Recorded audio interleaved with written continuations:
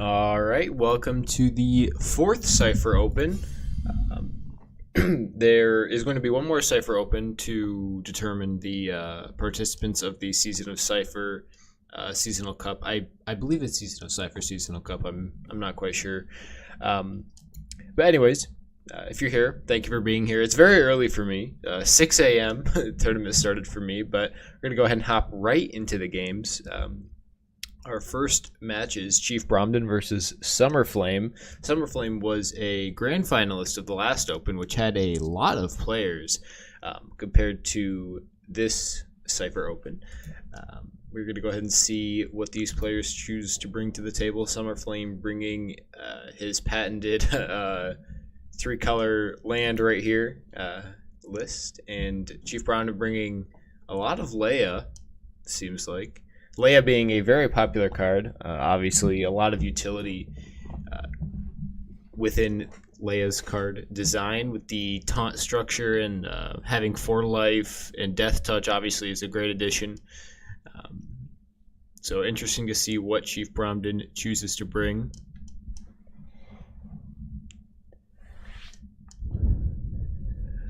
I think we got to see a little bit of Summerflame's list in the last Open. I'm curious to see if ChiefBromden recognizes this and banned a list that he did not want to play against. I believe that's Mono Blue or Blue Reaver, but we will see the exact lists once we hop into the game.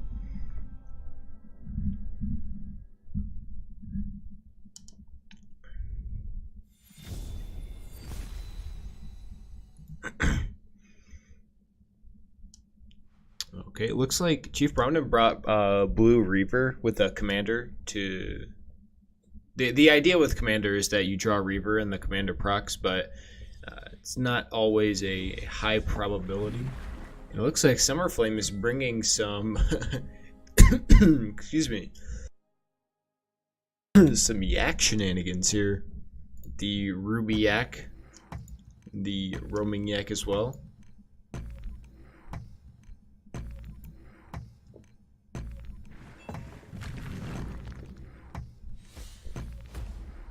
Is there something wrong with the turn timer?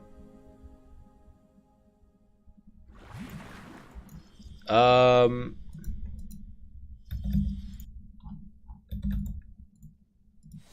think there's something wrong with the turn timer. I could be, hold on. Am I dumb? Did I miss it? I thought, for some reason, yeah, the turn timer is going way faster than it should be. Okay, I think we're gonna have to, reset this match because the turn timer is wonky for some reason.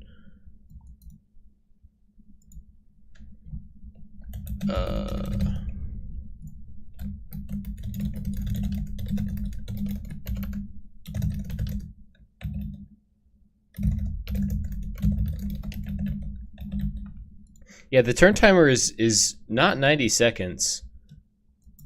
Not at all. I'm sorry, guys. Give me 1 second. This is very weird.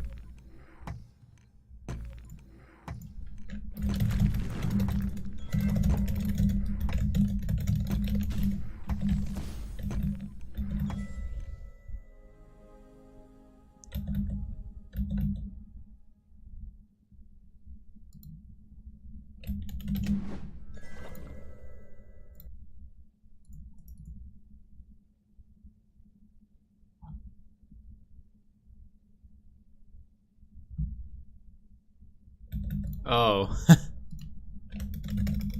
Okay, well, I guess that I missed that patch. Apparently, the turn timer was sped up to, I would imagine, 45 seconds.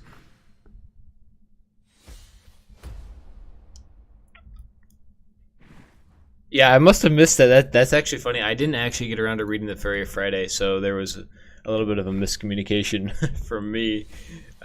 But these players seem to be playing, and there isn't anything weird going on, so we're just going to let them play. This is a tournament lobby, so I'm assuming that the time was decreased So we'll see if that makes these games a little more interesting. Sorry for the lack of actual gameplay analysis, but I'm just trying to figure out what's going on. So it looks like the Luduin and Gabriel's Cistern came off of the Spell Whirl. You don't normally see those cards played in lists today. Doesn't look like either of the commanders procced, and if they did, then I did not see that. But Summerflame continuing his Ruby Yak shenanigans.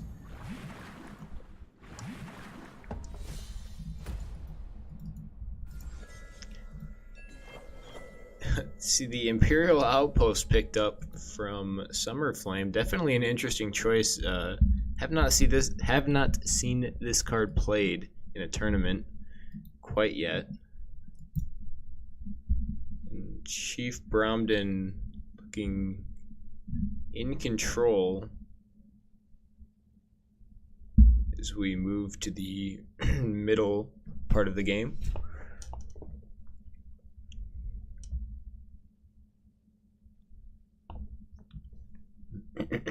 We see the Freedom Fighter getting picked up from Summerflame. I don't know what this list is. Maybe I'm missing something, but these are not usually cards that you would see in a tournament. Maybe Summer's trying to use the surprise factor to get some good trades, but not sure.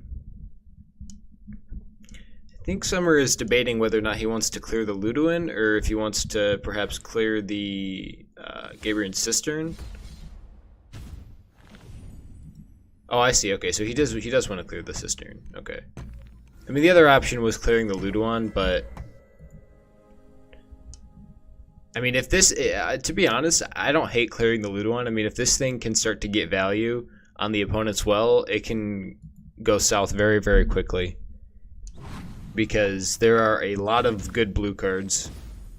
There are a lot of good blue cards. I think we are gonna. I don't think we're gonna see the value trade on the 2-1 with the Luduin. I would be very surprised if we see a value trade on the 2-1 here.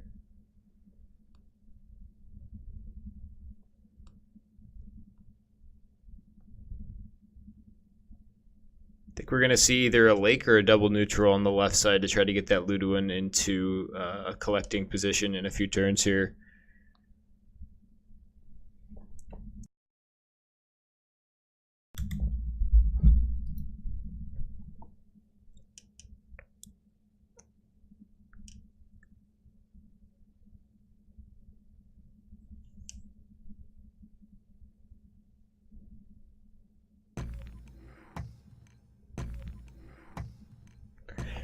I think ChiefBromden is deciding whether or not he wants to go hit his 4-2 into the 2-1, and I'm glad he didn't. I'm glad that he kept that as collection.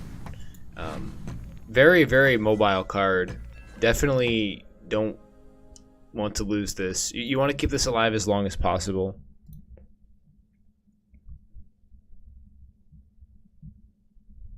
So interesting decision to not go collect with the Luduin. I mean, we've seen how good Luduin can actually be, especially drawing it from Spell Whirl.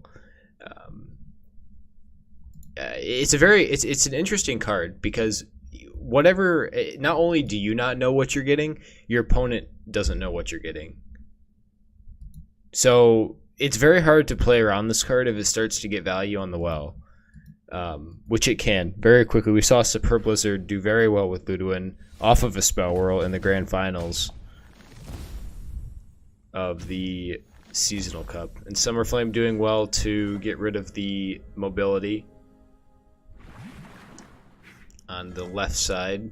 Won't stop ChiefBromden from collecting with his frogs, stepping on some lands, and most likely picking up an urn. The sky is only the beginning. Get some card draw and Faeria back. And we see the library come down. Very, very nice pickup from ChiefBromden. Very, very nice pickup. Placing it in a well-defended tile.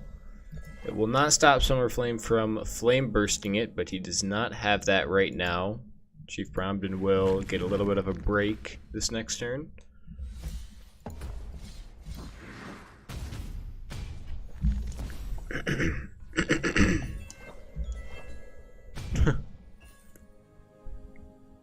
I've actually never seen this card played in a tournament. It's the first time that I'm reading that card text in game.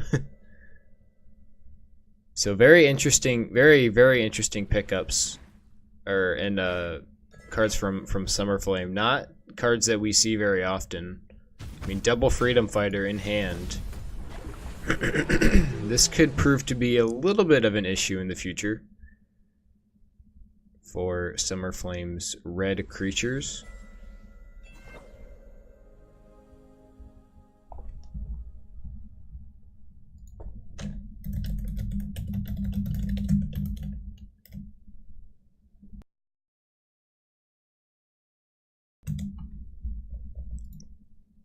See the Blood Obelisk and another outpost picked up, but no creatures to really trade in at the current moment.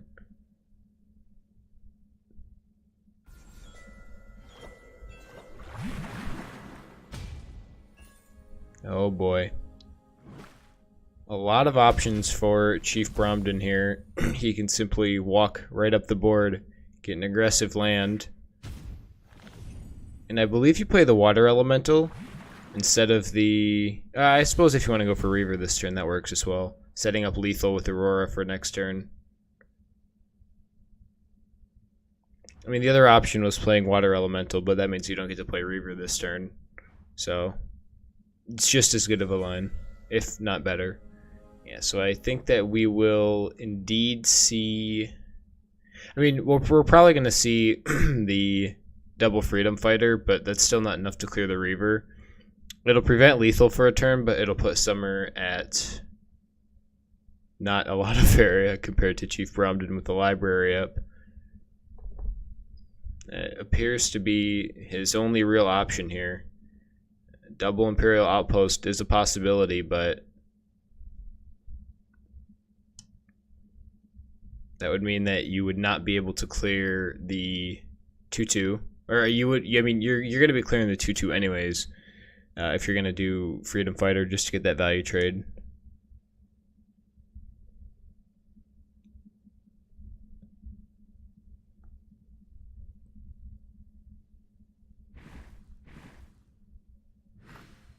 Yeah, so we are going to see the double, we are not going to see the double outpost. Interesting. Oh, for some reason I thought that I'm so sorry. I thought that the outpost was the -1/-1 to a creature. These cards are still fairly new to me as well. I have not seen them played very often, so forgive my lack of knowledge on the subject. But it looks like we're probably going to see a command on the 4/1.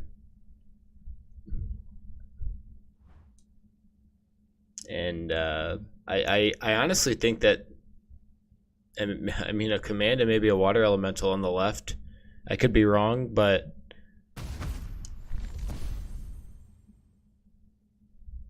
Water Elemental on face, I see, okay. Setting up lethal, yeah, that's a little bit better, I think. But yeah, I mean, there's really not much else to do here.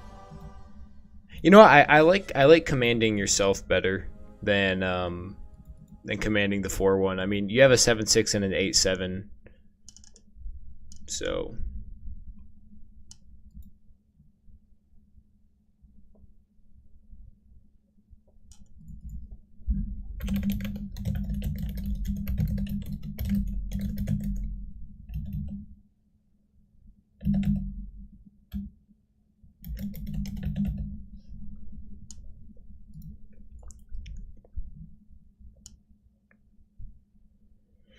So the Oversky will not have full value due to Beirut. I believe it would have had it before Beirut 1/2.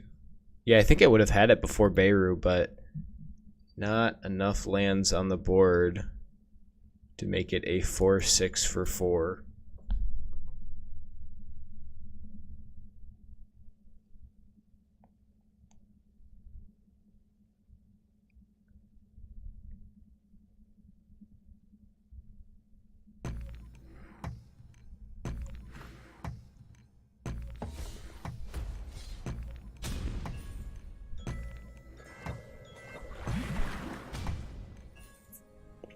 And I mean, I don't think that Chief actually has lethal. I don't think that Chief actually has lethal this turn because of the structures that are blocking. The way that his creatures are set up, he can't hit with both of these unless he drew a command. So this could, I mean, we see the Radiance in hand. So I actually don't hate drawing here. Yeah, I mean, yeah, I was gonna say if you drew and you hit command, then you win. But if you draw and you don't hit command, then you get an extra life from Radiance. But that would essentially mean that you couldn't play any other cards because you would be overdrawing. Okay, so we're gonna see the Steve instead of the other Radiance, which I suppose works just as well. You see the +1 from Summerflame, and that is going to be game 1 under ChiefBromden's belt. Summerflame's meme did not quite pay off that game. Valiant effort, though. Valiant effort indeed. We're going to see if he chooses to bring something a little bit more competitive this time.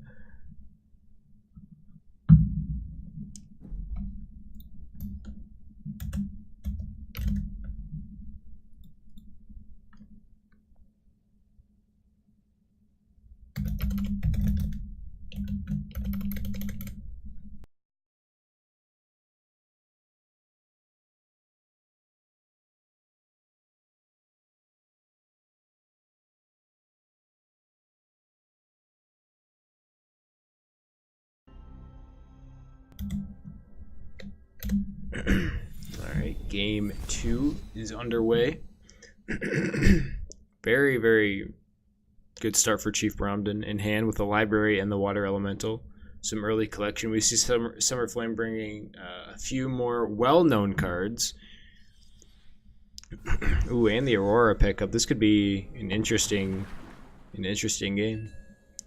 Yeah, and another thing to note is people that play Reaver like to build lands to the left and right of their orb to start rather than in the middle, just because it kind of makes for a more defensive board and a little bit more manageable of a defense instead of trying to jump up the board like Summerflame is going to try to do here with the blue-green jump, for example. I'm assuming that he's going to go left or right with the lake, but Reaver likes to just have a bunch of lands around their face to defend their libraries, which usually works very well instead of just getting aggressive with lakes on the side and up the wells. Something to note.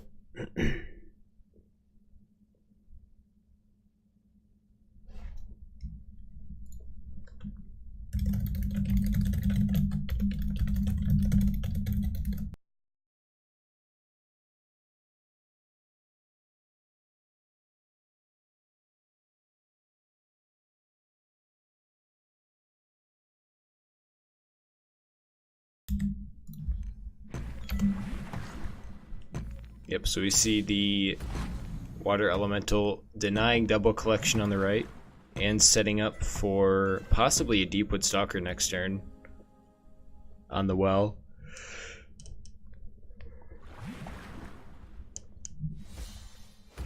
Would you like some tea?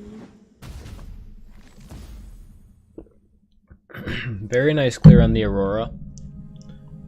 Denying the Deepwood Stalker clear. We see the Bloated Toad come out, but I don't know if that's the right line. I think you want to save this until you draw... Oh, that's a big toad. Save it until you draw the Animated Banquet, but could be wrong.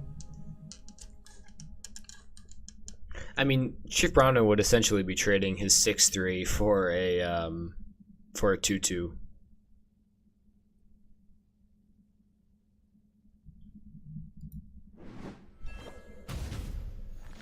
Giving me a nice value trade on the Deepwood Stalker is ChiefBromden. See the double collection setup and the library come down this turn with the, I believe that's a double water elemental for ChiefBromden, so a very, very strong start. And he had the library in hand. So very, very good lines for ChiefBromden. We see the library quickly destroyed by Summerflame, recognizing the power of library. Now, the question here is, do you trade the 3/3 into the 6/1 and trade the stats?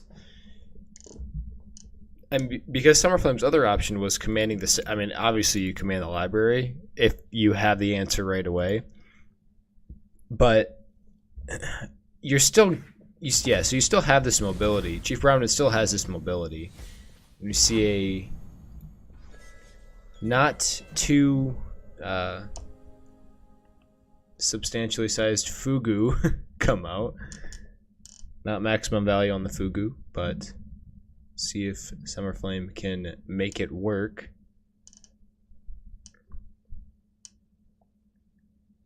And I don't really hate that. I mean, what is ChiefBromden going to do about this? I mean, the worst case scenario gets commanded.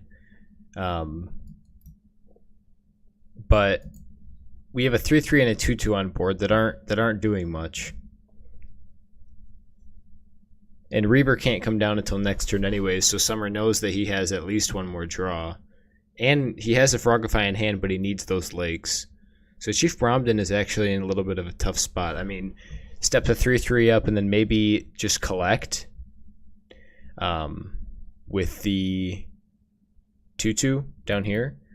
The other option is going aggressive and getting that aggressive land with the 2/2. But you definitely don't Frogify it, and I don't think you Leia here. I mean, there's no... I suppose you Leia if you don't want the 2/3 to continue getting value on the well. Yeah. Yeah, blocking collection, that was very wise. ChiefBromden missed out on a turn creating a lake, but he has water rallies in his list. And he already drew 2 of them, so he didn't really have to waste turns making lakes.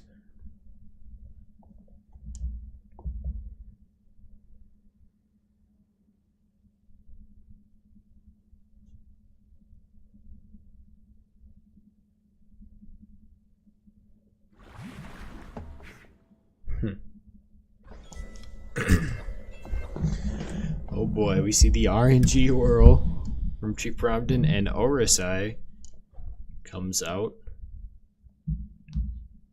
Is he considering playing Orosai right now? I think that would be a throw. I think that would honestly be a throw from ChiefBromden. As much as I would like to see it, I don't think it's wise.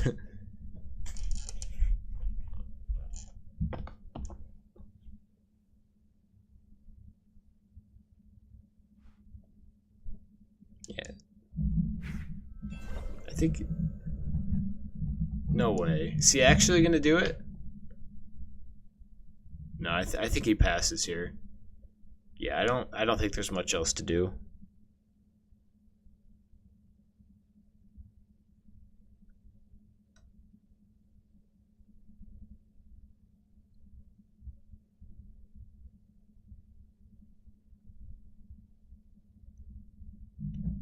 I think Chief is taking a long, hard look at how ahead he is and whether or not he wants the Orosai.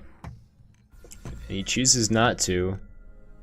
I think that was probably a wise choice. Now we're going to see the Tosser come out on the 3/3, I'm assuming.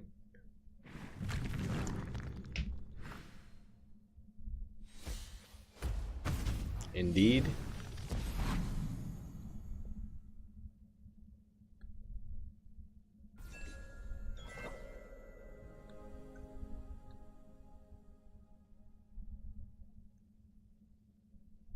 So now I would imagine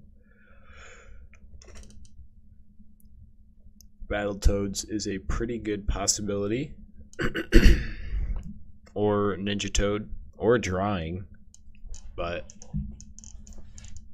ChiefBromden is going to need to get his lands up eventually, and it looks like Summerflame has successfully turned the tide in this game. I mean, ChiefBromden has cards in his hand, but they're not going to help him here.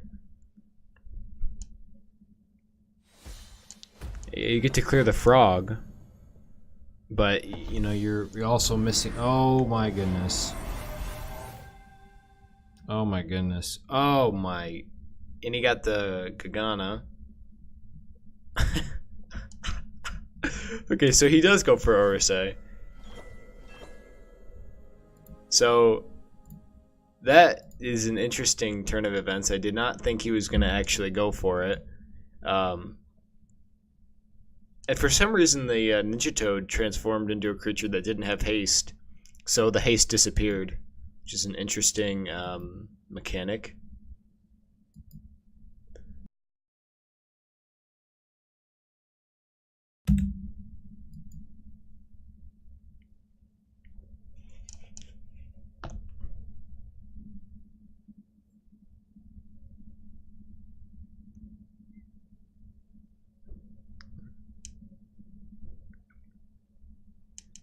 So I'm thinking maybe a octopus path this turn and just give the octopus stats.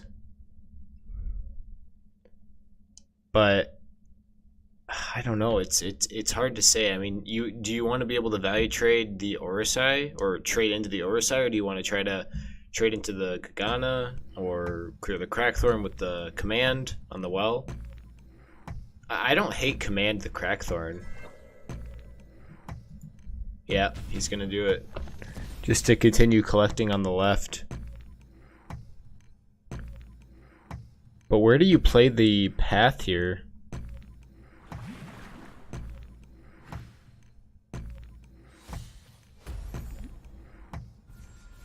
Three, 5. I'm not sure if that's what Summer meant to do. But now we're gonna see. I think he meant to frogify this as well, but he didn't have the time to.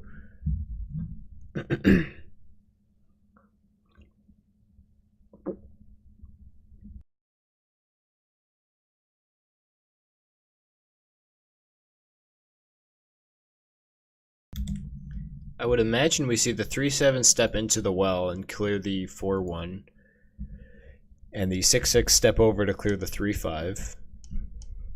Perhaps a Battletoads on the well.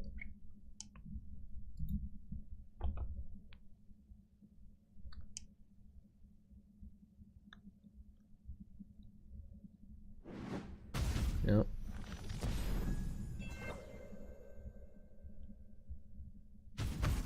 Can't quite Beirut this turn.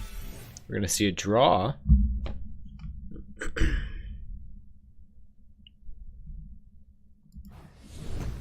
Yep, Battletoads on the wells. Not on the wells. I think that maybe we play... I don't know. I mean, playing it here isn't terrible. But I suppose playing it here is safer. Guarantees that Summer won't get any more value out of this frog than it already has. Than he already has, rather. So another octopus picked up. We still have the option of Path Octopus, which would make a very adequately sized octopus for not much Faeria.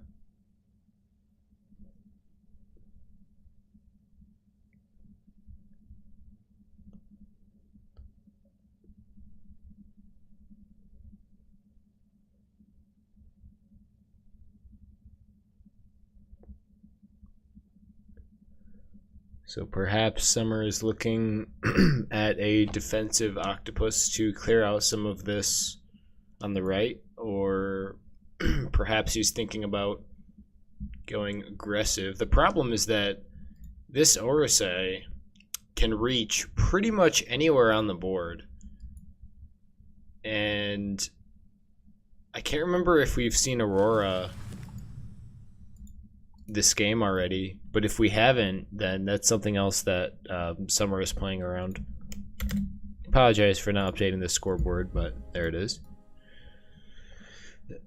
So we're just going to see a regular octopus now.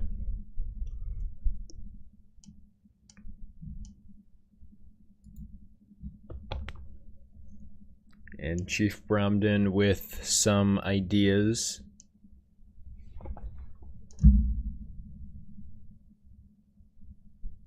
Possibly Beirut this turn. With a +1. But there's really no... I mean, I suppose where this frog is right now, but... would kind of be playing into Frogify. You have to assume you see 4 lakes. You have to assume that Frogify is there. So perhaps he's thinking about a commander line, even frogging the octopus, perhaps, and clearing it on the well, but don't know if that would be the correct line yet. So we're going to see the value trade most likely come out in the 2-1. Seems like the better line.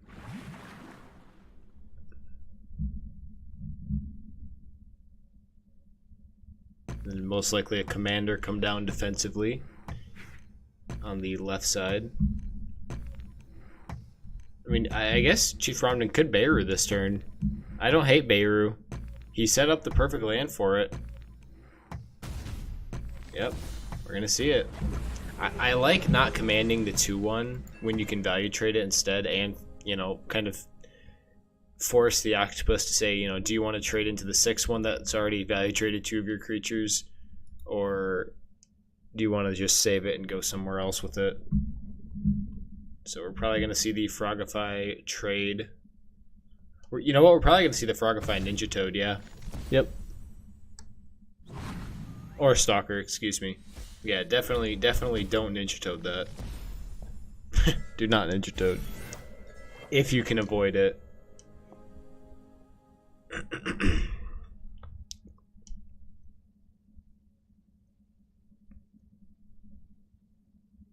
So at this point, honestly at this point, if you command the 5-1 and clear the 2-2, you get to play Battletoads here and here. And just double collect the whole game.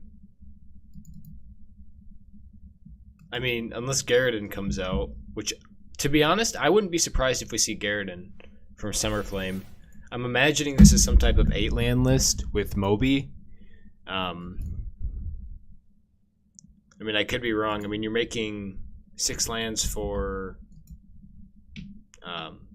Frog Tosser, and you have Path to Paradise, so you might as well just make those 2 extra lands and go up to Moby with Fugu.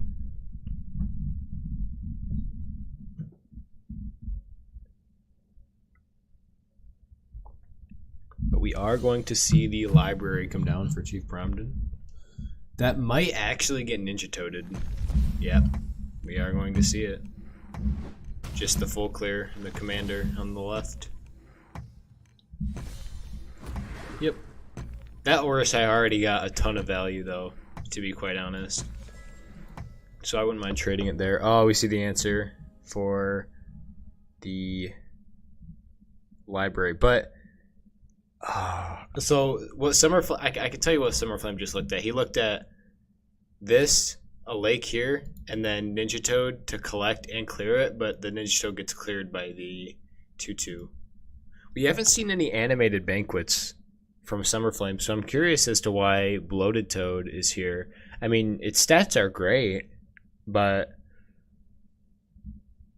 it just doesn't seem like Summer has what it takes to deal with the frogs that it drops efficiently. I mean, we see Ninja Toad in command, but those aren't really surefire ways to deal with the frogs that are dropped from the Bloated Toad. So, you know, is the payoff really worth having the 3-3?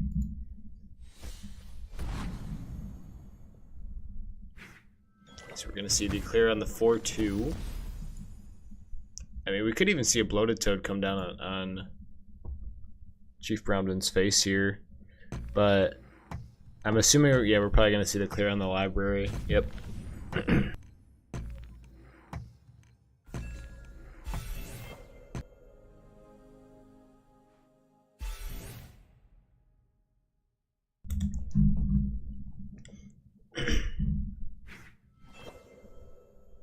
See the endless stream of Battletoads come down for ChiefBromden here, it seems like. And it looks like that's about it for his turn. Not a bad turn, though, setting up Quad Collection and forcing Summerflame to make some tough choices here. Nowhere on the board is safe from the Toad onslaught of ChiefBromden. Fugaro is just one fairy off.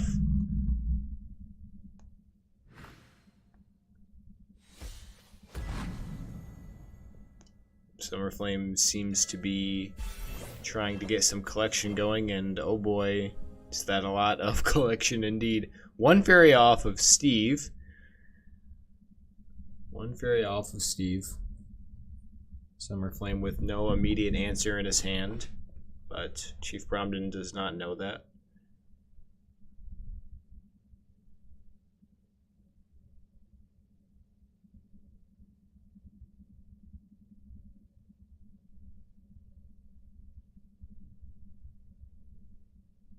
And I think ChiefBromden is considering the Frogify, but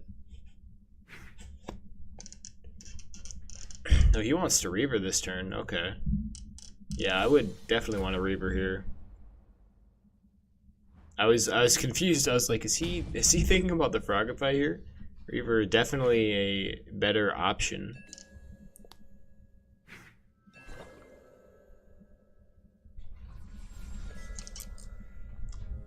And ChiefBromden stepping on all of Summerflame's forests.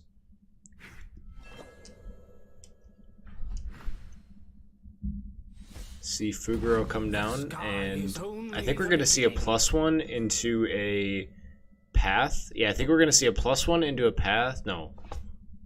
Never mind. I was going to say +1 into a Path to Paradise on the well, and then a Fugu. That would be a very large Fugu. I do not think that there is an answer for Summerflame here. We're going to see the cheeky double frog hit. And the Reaver is going to finish off Summerflame and give ChiefBromden the win. So congratulations to both players. Summerflame not doing as well as he did in the last tournament. But that's how the cookie crumbles sometimes. And with RNG, there's definitely a possibility.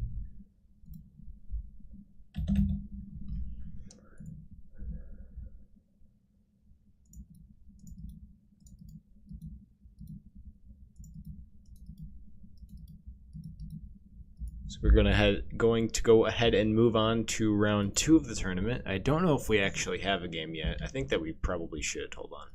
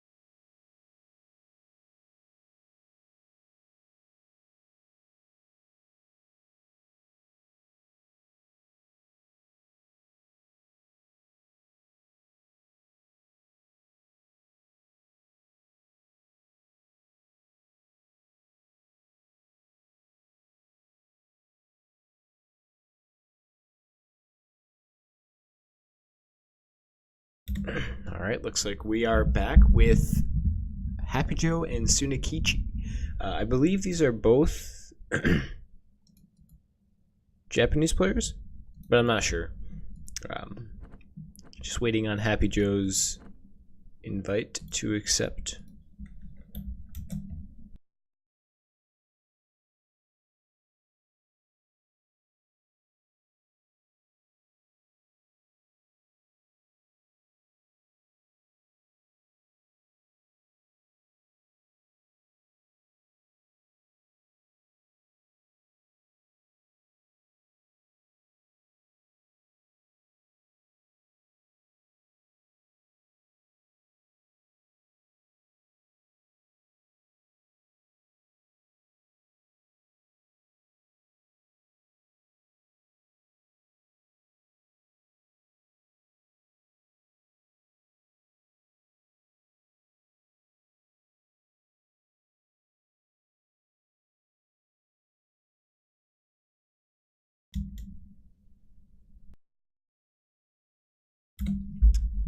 All right.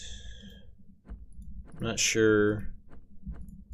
I think happyjo might be taking a short break. Oh, here he is.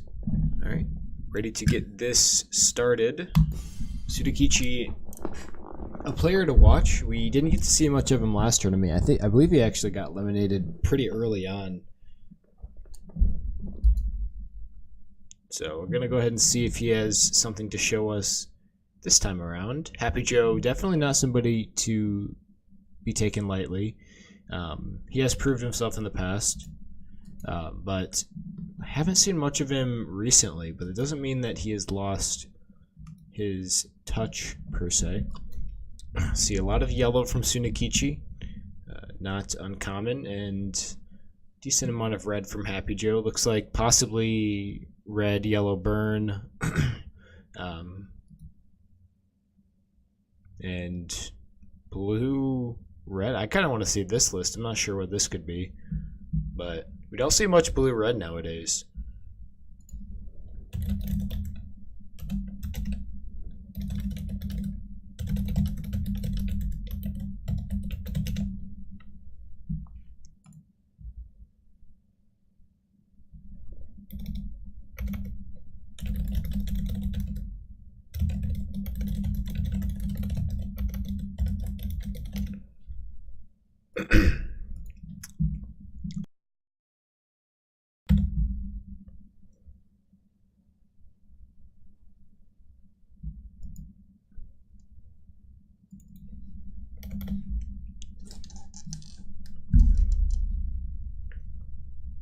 Gonna go ahead and see. I believe that's Yellow Rush from Sunekichi getting banned by happyjo, and probably Yellow Rush from happyjo as well, with maybe commands or some neutral card.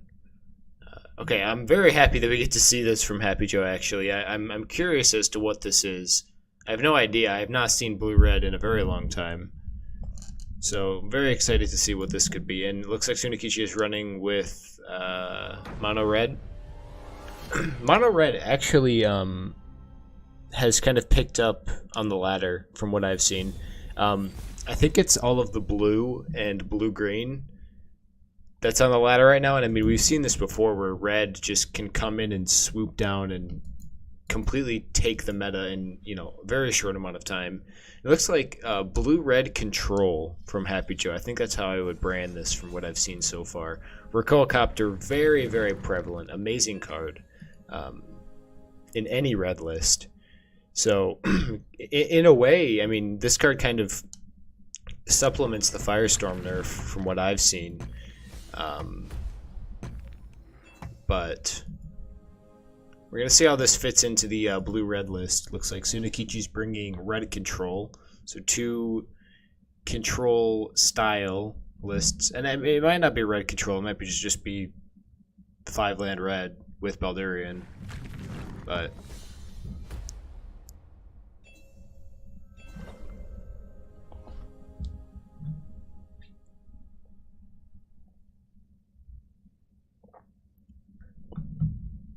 pretty average starts from both players.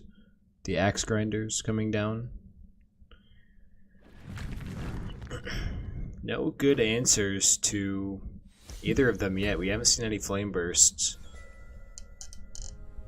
Oh boy. Ground Shaker, RaiZo.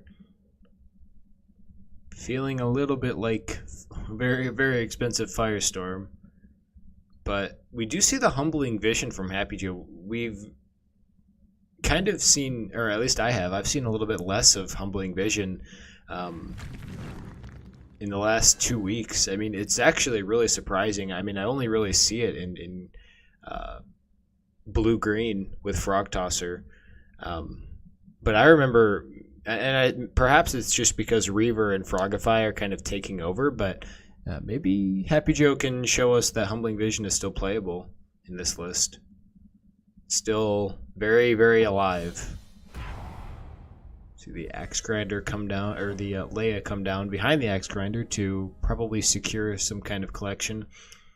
But the problem is that Bomb Slinger just counters Leia so well. I mean, it's just the absolute perfect answer to Leia. I mean, sure, it's one more Faeria, but you know, you're getting rid of the 3/4 with Death Touch, and you're setting up to clear the Shimmering Statue if your opponent allows you to.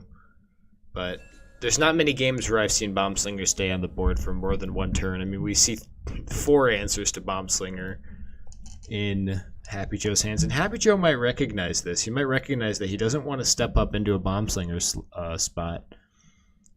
Sunekichi does have other answers as well, such as hitting the Brigand in, using Seifer's Wrath. But happyjo has a very reactive hand, is how I would describe it.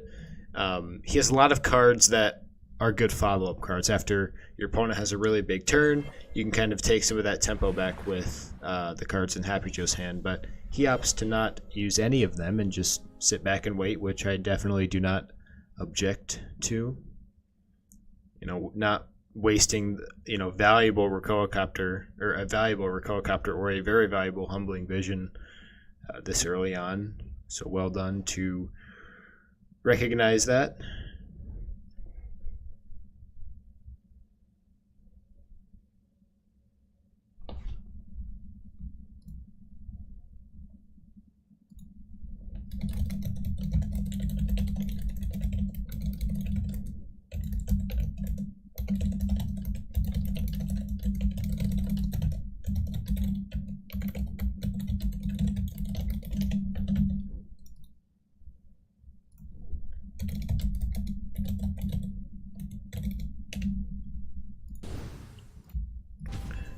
We do see the Bomb Slinger come out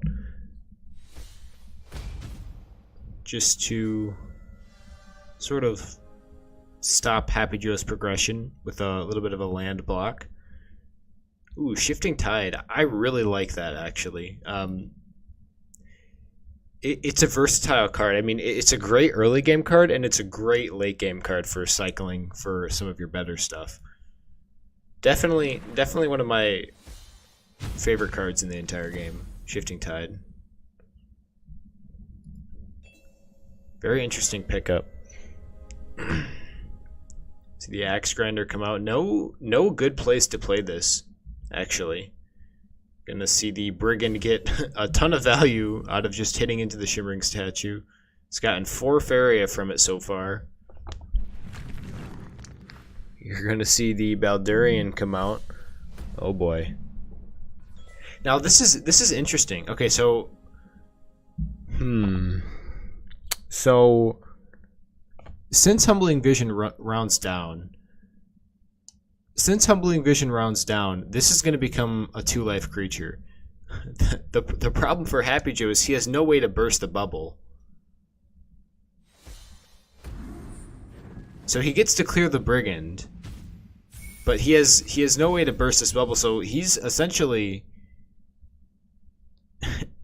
telling Sunekichi, you know, this just showed Sunekichi that he doesn't have any direct damage in his hand necessarily. Oh, that's so smart though, because so he stopped the progression of the Ground Shaker so the Ground Shaker couldn't value trade into the 3/3, but we do see the Bomb Slinger pickup from Sunekichi, which will probably be played on the RaiZo to allow the Beldarian to corrupt itself. But that was still very smart from happyjo. That was all happyjo could do in that situation.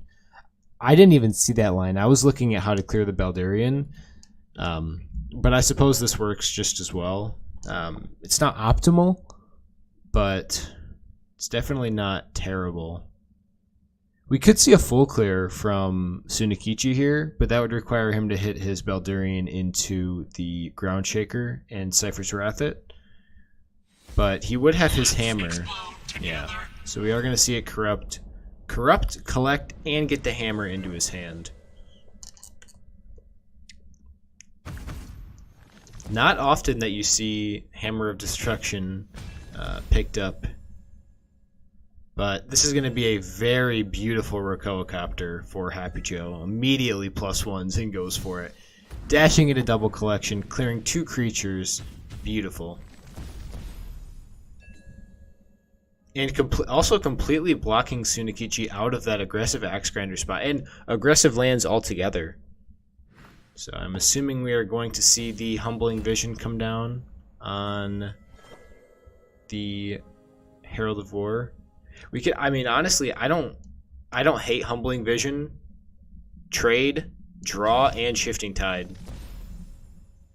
Okay, perhaps not, but the lands are, I mean, honestly, I think drawing with Shifting Tide is okay here. I mean, the land placements are probably not going to move very much. So, I mean, you know, just get that extra card draw. But this is a little bit of an awkward situation now for happyjo. He's sort of run out of answers for Sunekichi's creatures, and you're gonna see what he chooses to do. Maybe going for the Shifting Tide, and if he doesn't like what he sees, then he'll probably go for a draw here. But picking up the Flame Burst right off the top. Beautiful answer to the Axe Grinder. And we're probably going to see the hammer. Maybe not. You can see another Axe Grinder. Now, since happyjo has been +1ing, he's actually still kind of ahead in Faeria. Or at least even with Sunekichi. But I think we're going to see him draw again for another Flame Burst. And like I said, I would not be surprised if he goes for the draw here. I mean, the land placement is pretty rigid. There's not many flexible lands. So we do see a kind of an answer. The Rakoan War Machine, perhaps in the middle or on the right somewhere, but see a pretty passive Underground Brigand. I'm assuming we're going to see the Silent Horsemaster to go trade into the... Oh, we're not going to see the Silent Horsemaster. Okay.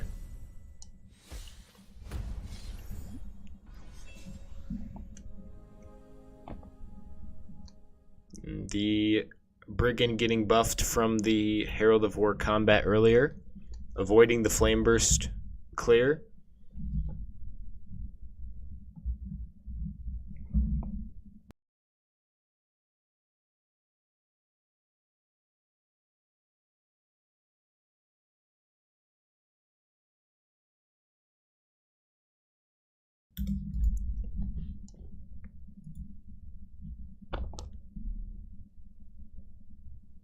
But what does happyjo do here? He can't play the War Machine because it gets cleared by the Axe Grinder.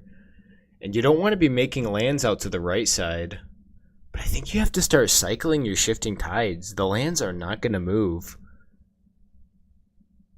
The lands are not going to move. Yeah, I don't disagree with that concede there. I mean, there was really not much else for happyjo to do. He recognized that he sort of ran out of answers for Sunekichi's creatures, and it just kind of...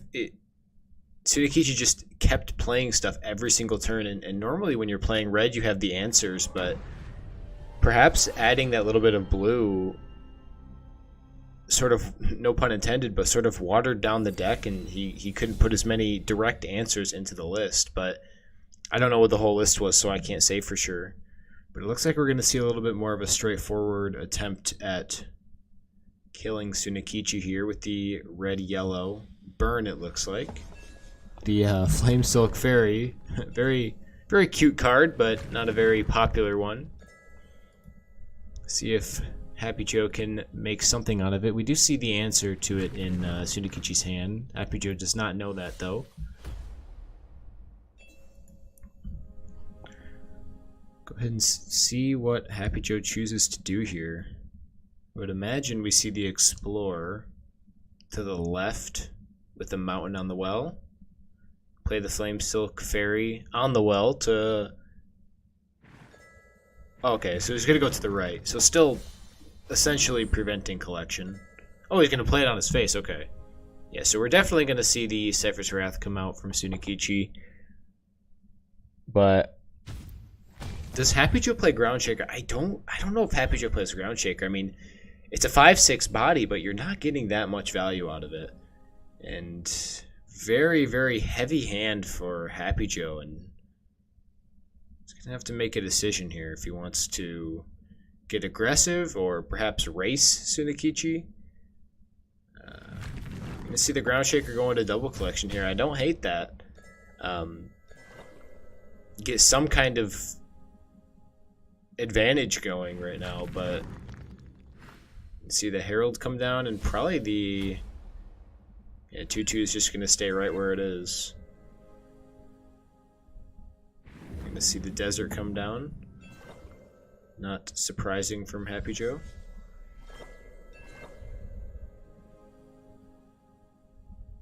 And now I think it's going to be a race. Unless happyjo can draw some answers to what Sunekichi has on the board, there's not much left for him to do here. And Sunekichi playing around the Kaleem's Training Flashwind here with a nice Leia counter in front of his face. happyjo picking up the Soul Drain, which could prove to be very helpful this matchup, but we see that happyjo does have Scourge Flame in hand, and he will have it next turn.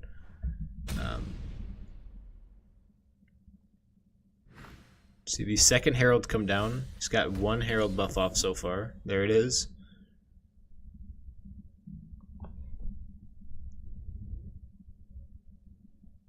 So I'm curious to see if happyjo wants to Soul Drain the 2/2. And what is he going to do about Leia? Definitely a headache for happyjo here. Probably not wanting to get rid of his Scourge Flame right away. Maybe even Last Nightmare on the Leia, which... I'm Choking Sands, rather. But what are we going to do about the 5/5 and the 4/4 on happyjo's face? There's really not much to do. I mean, Garridan can't clear any of it. But I think this is a hard turn for happyjo because there's no good line. There's no good line for happyjo. I mean, unless I'm missing something, the best thing he can do is either Garridan and Choking Sand and like Soul Drain the 2/2, or don't Soul Drain the 2/2 and just kill it with Garridan, or something. Okay, so I think that so we are going to see the Garridan.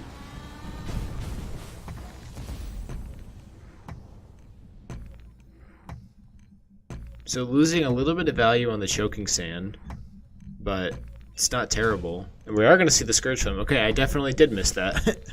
I missed that 100%. We're going to see the value trade on the 4/1. Okay, that was really well done from happyjo. I did not see that. Props to him for finding that, definitely. Definitely a better player than me. But I was just seeing what my eyes showed me, not what my brain wanted to tell me. But very, very good line from happyjo. And we are going to see the response with a big axe grinder on the left well.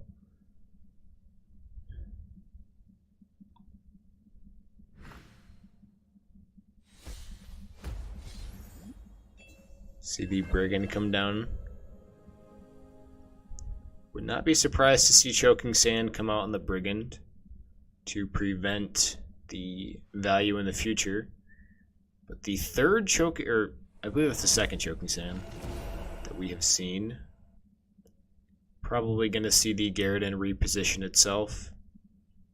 And interesting of happyjo, I don't think he wants to Seifer this because it would start to gain life for Sunekichi. So he's leaving Leia alive until he knows he can clear the structure as well, just to prevent any extra value that he would get, that Sunekichi would get out of the shimmering statue. Oh boy. See the bomb slinger come down, or the pickup of the bomb slinger. Brigand comes down. Most likely going to see a collect clear on the brigand or choking sand on the brigand and a clear on the 5-4. Probably a better line to clear the 5-4 with your 6-6 just to get rid of it. But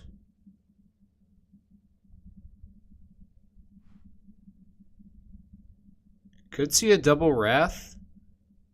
Honestly, I mean, yeah, choking, collect, and double wrath. Just to preserve your Garridan. Yeah, I think that's what he's going to go for. Yep.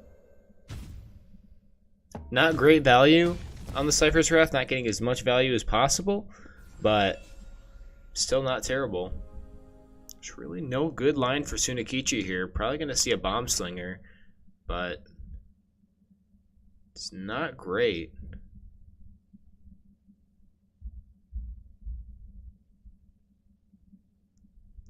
Looks like the table has turned a little bit on Sunekichi with no real answer to the Garridan.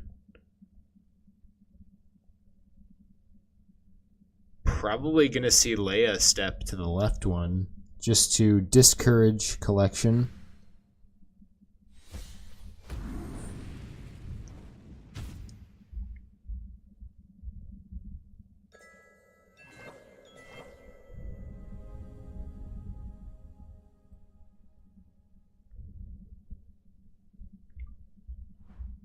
Or Leia can stay on Sunekichi's face. Either way, it's going to discourage double collection, I think.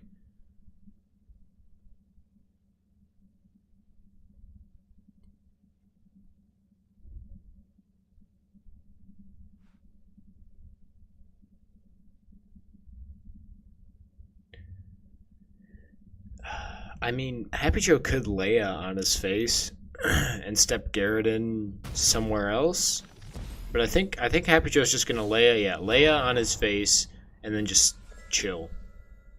Get as much value out of Garridan as possible.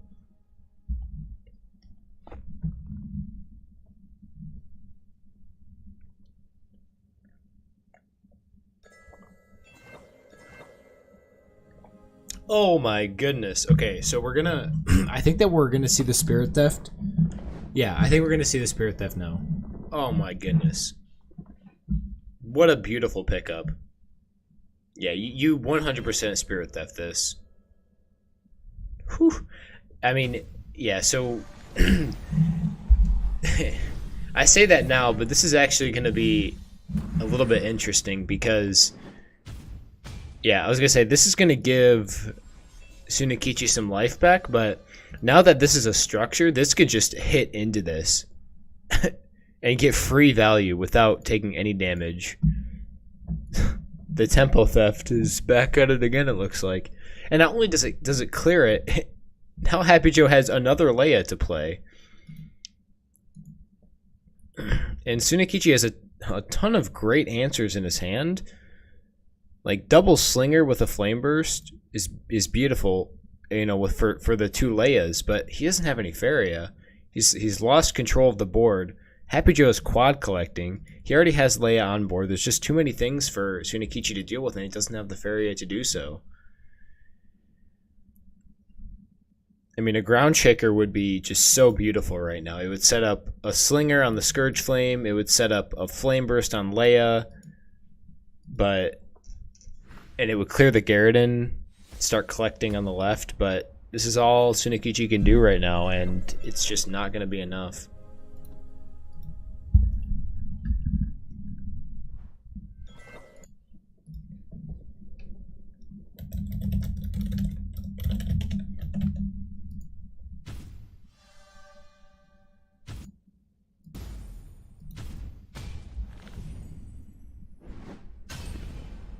We're going to see the clear on the structure and the axe grinder, and Garridan is going to go ahead and smork.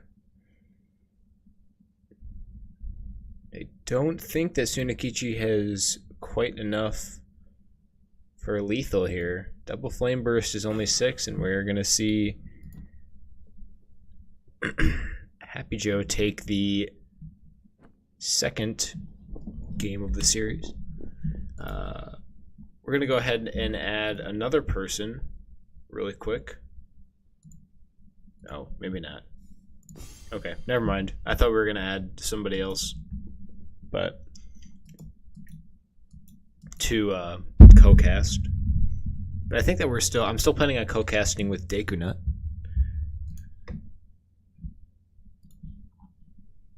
Later today.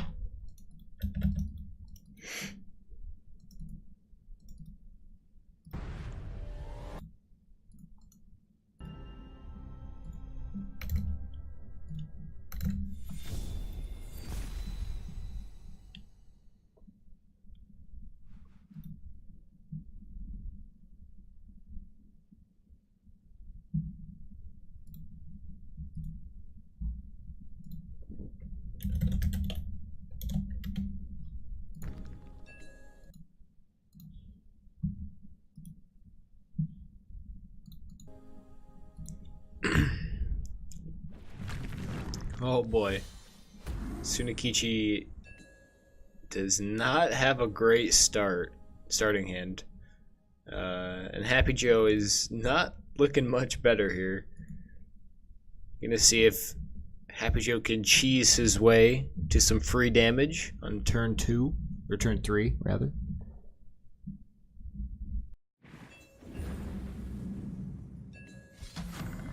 And he gets it.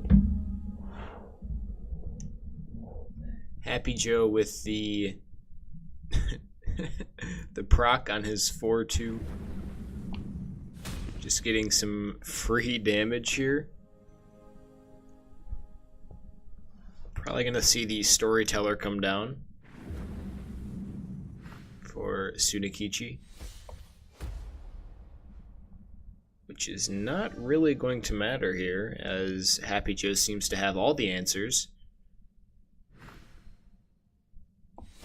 Probably gonna see a choking sand with a wrath clear and have the 4-2 hit face. Oh my goodness. What is this, happyjo? Is this how we're supposed to play red now? Oh my goodness. So dirty. So dirty. And the Leia just to top it all off. Oh my goodness. I don't think Sunekichi's going to be able to clear that unless he draws Wrath. We're going to see the Storyteller come down again. But happyjo has another Wrath in hand. And Sunekichi will not be happy to see that. Oh my goodness. What is this? Sunekichi, what are you doing? What is this? What is this? Well.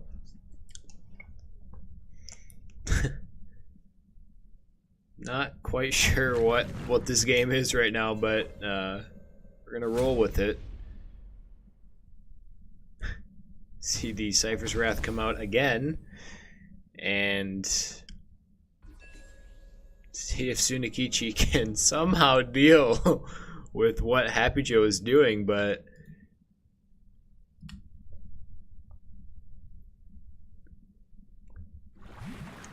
Oh my goodness, we see the Rapala come out. Let's put a smile on that face. Might even see the Llama Corn come out. I don't know what this is, Sunekichi, but... Oh, this is probably Mill, though. Yeah, this is most definitely Mill. So we actually might see Sunekichi come back from this. Oh my goodness. I mean, I don't hate happyjo making a lake here to go collect. Yeah, he's just gonna go for the lake and double collect. Yeah. I mean, use the tools that you have, I guess. We're probably gonna see another Flamesilk Fairy come out on happyjo's face. Yep. Forcing that storyteller to stay right where it is, not go collect.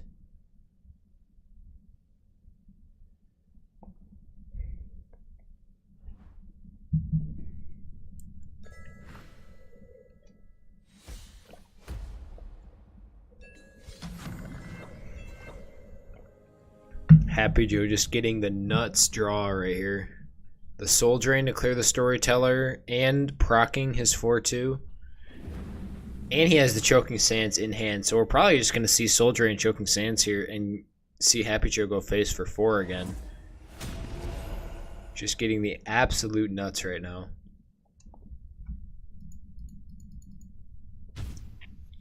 Poor Sunekichi can't even get his stuff to corrupt.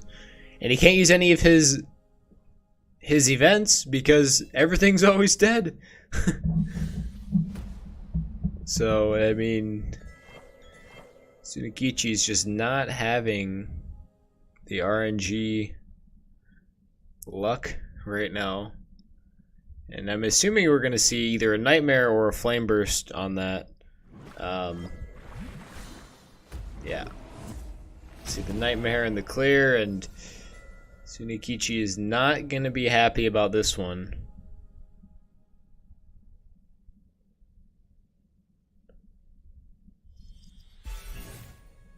Time of Legends. Yep. And Sunekichi walking away with nothing after a impressive showing in Game 1. happyjo does take the series 2-1.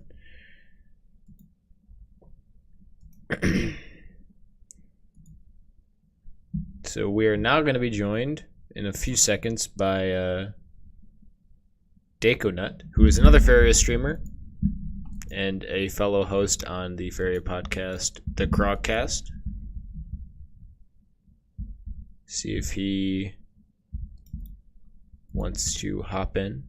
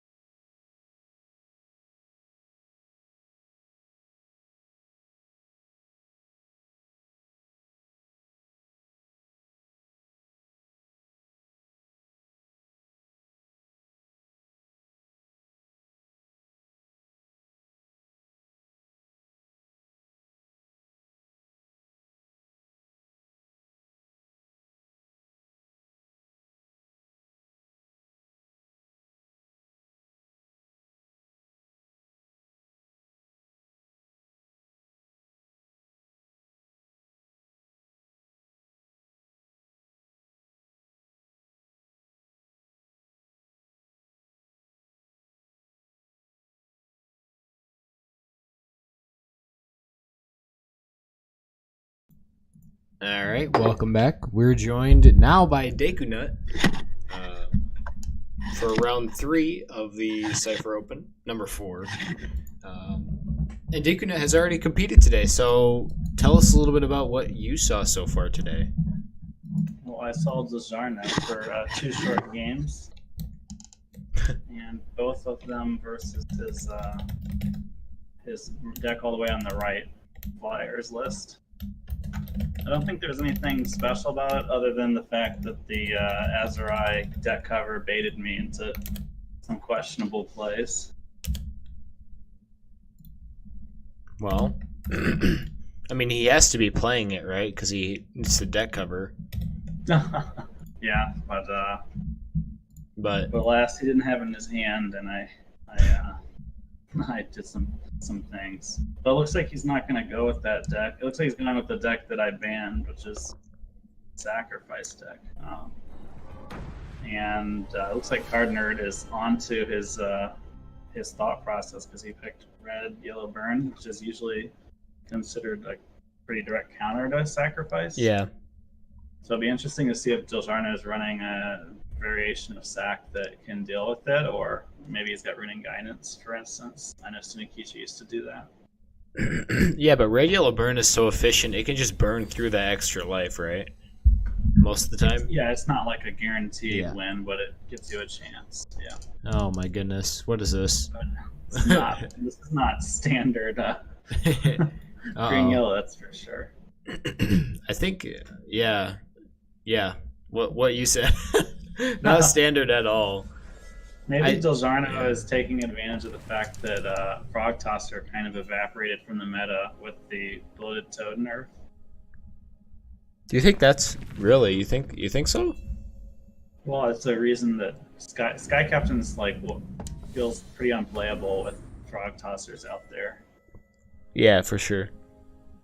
But we'll see. I'm curious to see how he does against the red-yellow, though, because, I mean, red-yellow beats, I feel like pretty much everything except for, mono green.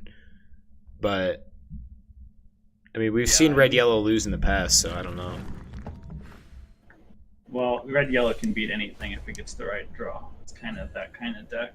Which it did. This game, it looks like CardNerd pulling the Training and Flash Wind in his starting hand with the Brew, mind you. So very, very strong combo here.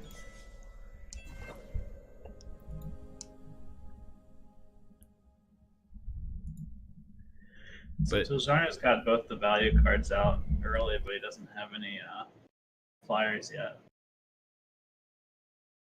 Yeah, so if CardNerd can get rid of these Sky Captains early, that's really going to put a damper on Dilgarno's plans later this game, because these are supposed to be buffing cards right now, but they're just sitting here collecting, which is okay, but you need to get extra value out of these.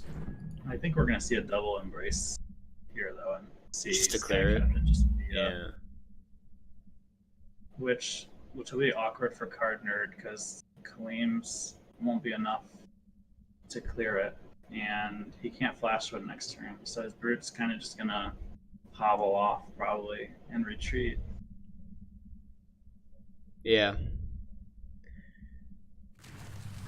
Dude, I really I hate playing against Sky Captain because it just gets to do this, it gets to start on turn 2 and then just fly off and double collect the whole game. And if you don't have an answer, then it's just there the whole game, you know?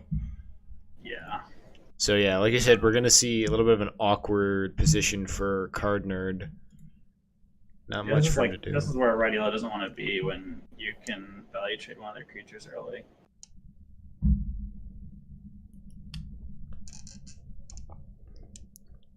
Yeah, I think he probably needs to play a mountain. If he doesn't play a mountain to the right of Sky Captain, he might be, or I guess just any land. He might never get a Scourge Flame land. So we'll assume Dilgarno will block him from getting one of the good Scourge Flame lands if he doesn't. Yeah, that's a really good point. Making your late game lands, even if you're giving up a little bit of ground here. But how are you going to deal with the 6/7 without using a ton of resources? Is it even worth Shaker here? It's a tough call. I mean, if he knows his opponent's hand, if he doesn't play Shaker, he's gonna get completely board cleared next turn. You know, I don't like that. I think I like Shaker on his face better because you're playing it into value trade, and you have the clear with the training. But I think you would you rather I guess it depends if you want the Shaker. Yeah, maybe I think you're right. Knowing that the Dilgarno has the movement trick already, it wouldn't have mattered. But... Right. Oh my goodness, we're gonna see the value trade now just getting completely punished. Yeah. This is a nightmare without any way to clear the 6-3. Yeah.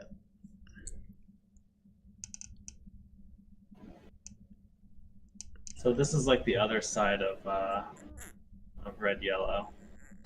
Yeah. We watch thought a game like this and you're like, oh my god, like how does this deck ever win? right.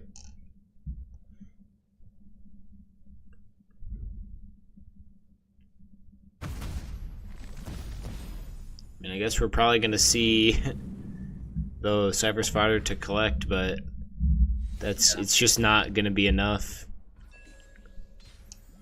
CardNerd did well, though, to get his aggressive land, so maybe he could just outrace Dilgarno in the late game. Or outburn him, but... Yeah. Oh, my goodness. Oh, boy. An enormous Dilgarno. So I think the 7-5 collects, right? Because you can't play ScourgeFlame next turn without some sort of like multi soul pack shenanigans. Well, I mean, or I guess just one, yeah. But, you He know. could have. He could have just made a desert flash and then like flash wooded to collect and then ScourgeFlame. That's true. Or no, wait. What am I talking about? What ScourgeFlame is 7.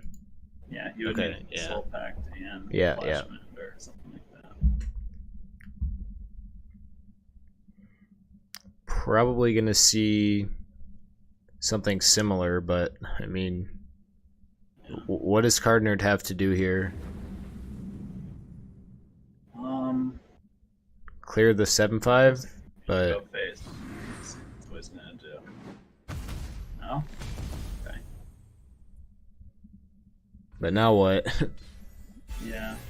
Oh my I would have goodness. preferred him to go. If he went face, he puts his opponent at 8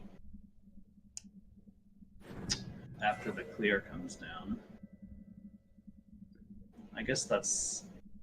No, I like going face. I like going face. Rather, what did that clear do for you? Yeah, because you're so far behind on board. Like, just saving your opponent from one Faeria. I guess ScourgeFlame now is uncontested. Theory, like you can play ScourgeFlame and get multiple hits off because there's nothing big enough to like punish you. So, this is interesting because Dilgarno doesn't have lethal next turn. Does he? Oh wait, now he does. He does. Yeah, Yeah, now he does. Yep. Although a 2/2 isn't that great. But CardNerd can't really not spend all his Faeria on ScourgeFlame Yep. wins. So Yep. I think it's fine.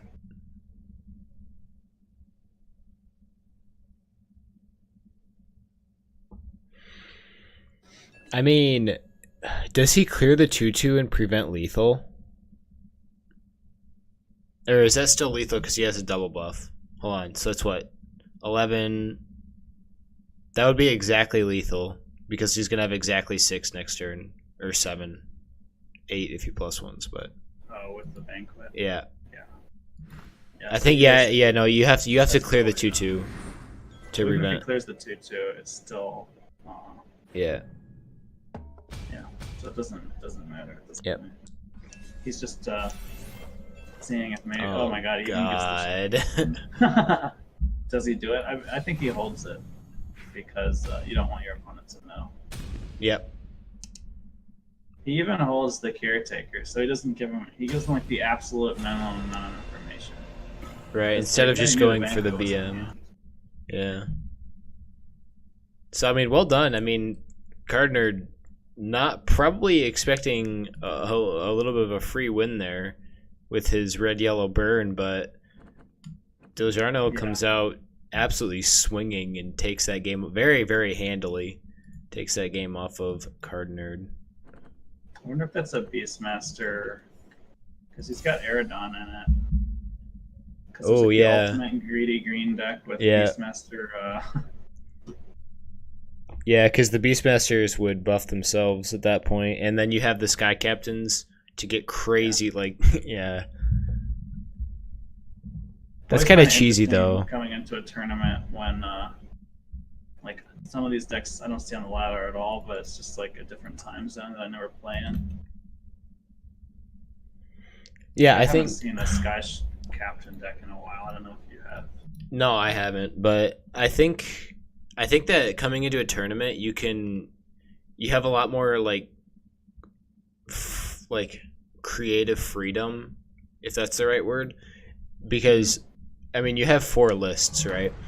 So you could take a list and really hone it to counter one specific deck. Like if you just want to say, I hate Reaver, I hate everything about Reaver, you can make a list that has every single card that counters Reaver and just bring that to a tournament and just hope it doesn't get banned. And if your opponent plays Reaver, you get that almost guaranteed free, you know what I mean? So you have a lot more freedom in your matchups and what the meta is, and you can bring a lot more answers rather than on the ladder where you have 30 cards to counter the entire meta as best you can. Now you have 120 cards maximum, obviously, to counter whatever you think is going to be here. So, right. No, it's definitely good to come into a tournament with a plan on what your decks can beat and what you want to ban. It's interesting. Somebody in chat just mentioned how much red and yellow there is today. A week ago, probably because of RaiZo, right?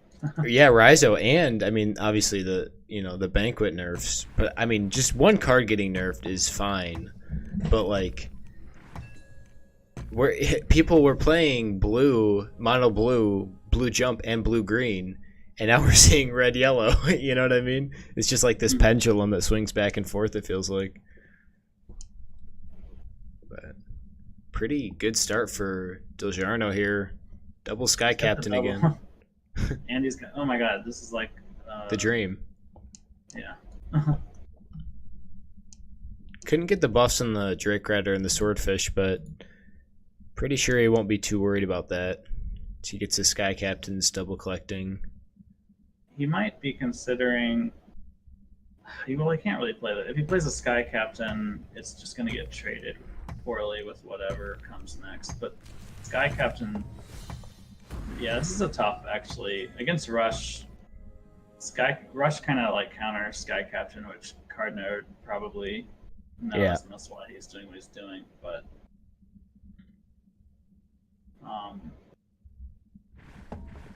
okay, I think that should have been a mountain. That should have been a mountain out to the left, where that first prairie is on the left side. That should have been a mountain. Yeah, I think to play Grinder. Just to play Grinder. Well, I don't know. No, not to play Grinder, but so you could play Grinder and Brute this turn and Flame Burst. But now he's too far behind, I think. I would have considered not worrying about the good X-Grinder land and just playing X-Grinder one up to the left of where Drake Rider is right now. Yeah. Because, trading your X-Grinder into Drake Rider is obviously good, even if the Drake Rider gets to collect once. Yeah, I guess he's worried about a movement trick that would just blow him out if he made that play, though. I guess, but it doesn't. He's too far behind now. He's way too far behind now. Right, especially with this guy. Yeah, this isn't gonna matter. This Flame Burst doesn't matter. I mean, I guess Gift is still Brute, but you're playing into Nightmare now. I don't think I've seen Nightmare yet. Barely scrapes by the Choking Sands clear. And he still can't clear the Swordfish. Yeah, the Swordfish is just gonna... Just annoying, yeah. There. I don't know. We might see an aggressive Gagana. Well, I'm curious as to mean- why Dilgarno didn't play the Sky Captains. All because Sky Captain's a 2/4. It's really, when you're getting rushed, you don't want to have Yeah. bad stats like that. Right. You don't have time to give the value. True. Oh my goodness.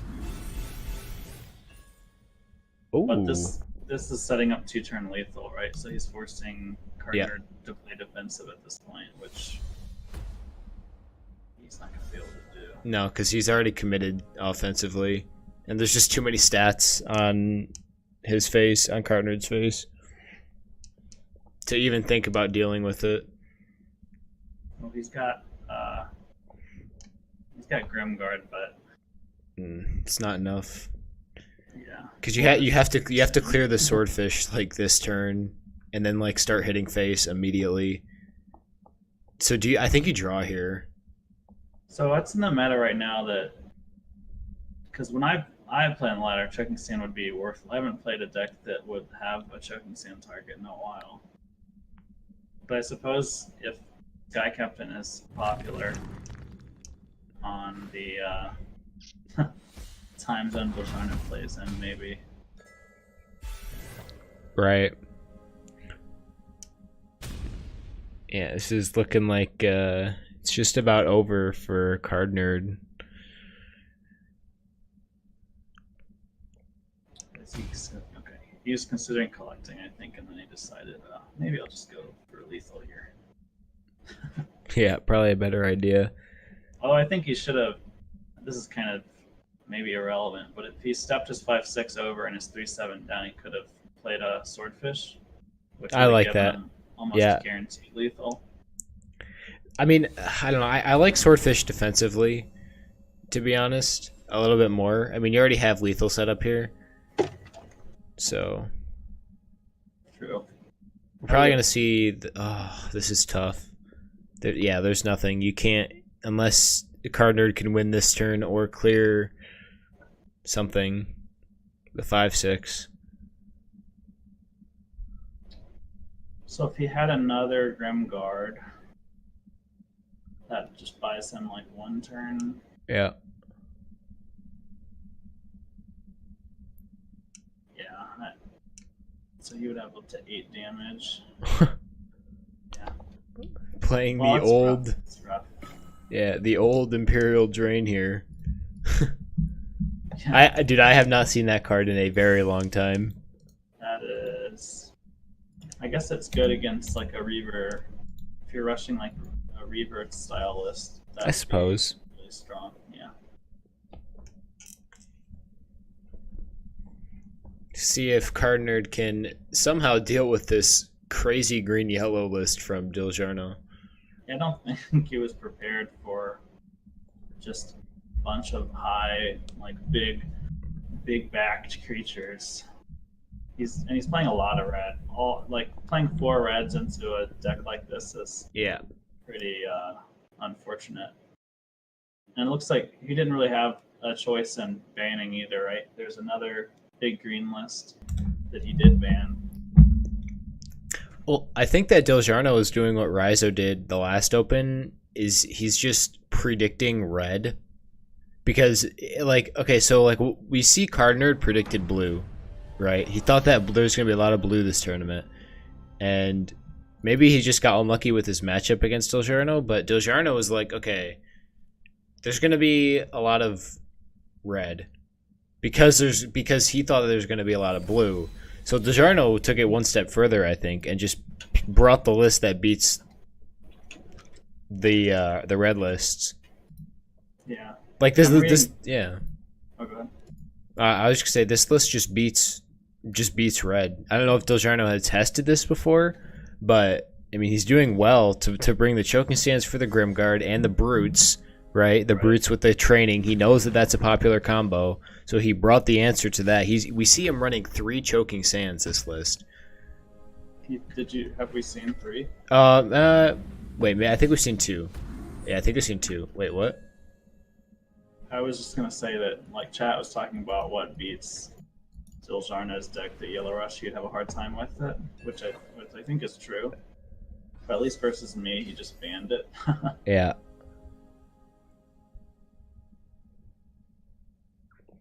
Well, the beautiful thing about this list is the swordfish, which plays around choking sand, and it's such an awkward card to deal with, right? Because a lot of creatures have exactly like 4 life. A lot of popular creatures have 4 life, so it makes it very difficult to deal with. And I mean, I love swordfish. It's a very well designed card, and it's very hard to play around. Very hard to play around. Yeah, there's not a lot. Oh boy. The problem, I guess, Swordfish is bad in a meta where people are playing the Colossuses, because 7/7s are obviously not Swordfish's friend. But who does that? Like, who plays the Colossuses? Other right than, now like, it's not very popular. So I would say that Dilgarno's really lucky getting his Sky Captain starts every game, but last game, like, that was the last thing he wanted, but he still managed to pull it off. Yep. I think we're going to see the Drake Rider come out, yeah, just to deal with the Grimguard.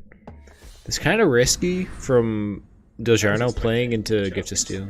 Yeah. Oh, yeah, that's true. Why do you think he went for Drake Rider instead of Choking Sand? That's a good question. I don't know. I think Choking Sand was better there, just to prevent Gift of Steel shenanigans and preserve your Drake Rider or your Sky Captain for a little bit longer. I'm thinking, I guess if he played, let's say he plays Choking Sand and then CardNerd follows up with like a Horse Master and a Ground Shaker, that would be pretty bad. Yeah, I suppose. Okay, so he doesn't attack in. Good. I don't agree with that. Playing against a buff deck, I would expect you to. attack I really don't like that, because now we're gonna see the Choking Sand come out on the Grimguard and the Embrace on the Drake Rider, and to clear, yeah. Good. Although, so hitting in would have accomplished a little bit, but this turn still would have been pretty rough. Yep. That Garrison is going to do absolutely nothing here. Yeah. It really is a deck designed to shut red down. Yeah. Just stomping every variant of red that we've seen CardNerd play so far. Red-yellow, mono-red, red rush. All variations of red. So how does Dilgarno deal with a Reaver list? With Frogify's? You don't. I don't think. I'm not sure I'm curious to see that matchup, which we probably will see in a little bit. Yeah. If Dilgarno continues. He beat my Reaver list with his Flyers list. Not this one, but the mono yellow one, which I think does pretty well. So because mono yellow is just all mobility. 6/9 Swordfish for 5. Wow. So much value in Sky Captains. Yeah, this is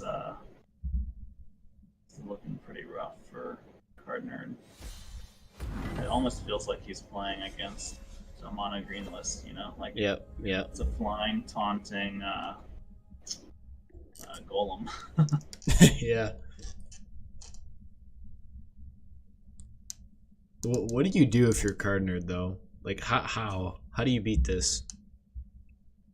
How do you beat double Sky Captain twice in a row? I would, yeah. The HP values are just too awkward. If there was more like 4 life stuff, you could kind of delay and try to get a card and Ground Shaker off. It's not even 4 life stuff anymore. It's 9 life, 5 life. Well, that's what I'm saying. If there was more, Right. A single Sky Captain you could have lived with better. I think you play the Brigand to set up for Garrison next turn.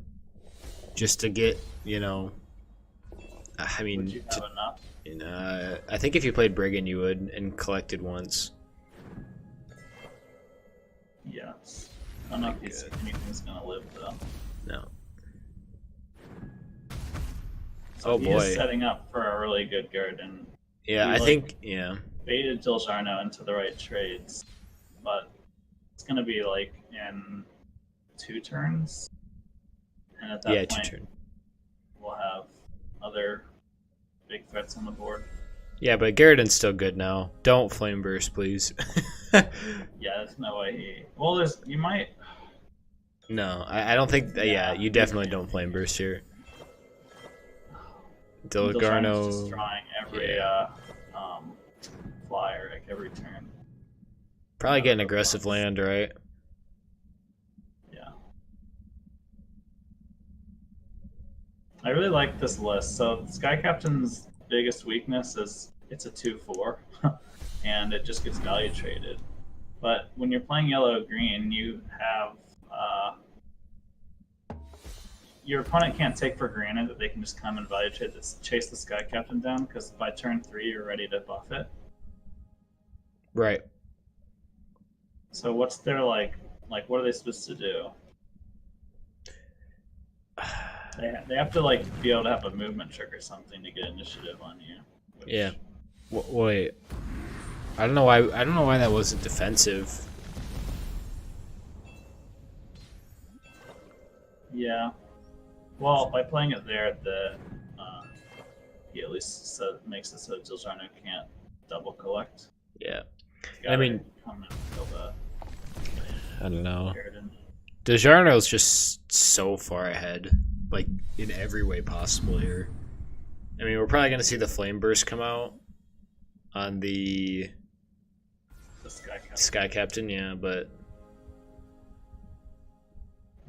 then you're just too far behind. At that point, you're 6. You're about like 10 value behind. Yeah. It was a decent Garriden, but Dilgarno absolutely knew it was coming. Yeah. So, what do we do here? As CardNerd, play an aggressive grinder, or what? Because we're probably going to see a Drake Rider come out.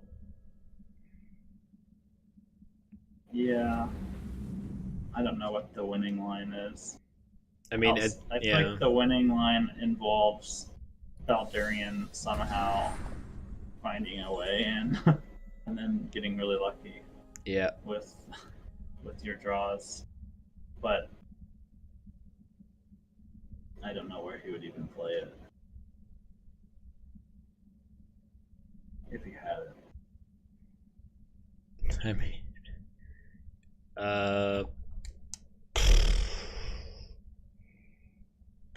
I got nothing. If this wasn't, I think he would probably surrender if this wasn't game 3. I got nothing. I mean, defensive Brigand to collect for a turn? I don't know. Oh. Probably gonna see the Drake Rider get corrupted. Yeah. And it's kind of in an awkward spot. It can't go face and get corrupted, but looks like he's gonna go ahead and do it anyways. Yeet. I wonder if he buffs it. No. Probably next turn to save the Caretaker surprise. CardNerd knows that Caretaker's there, but yeah, it doesn't matter anymore.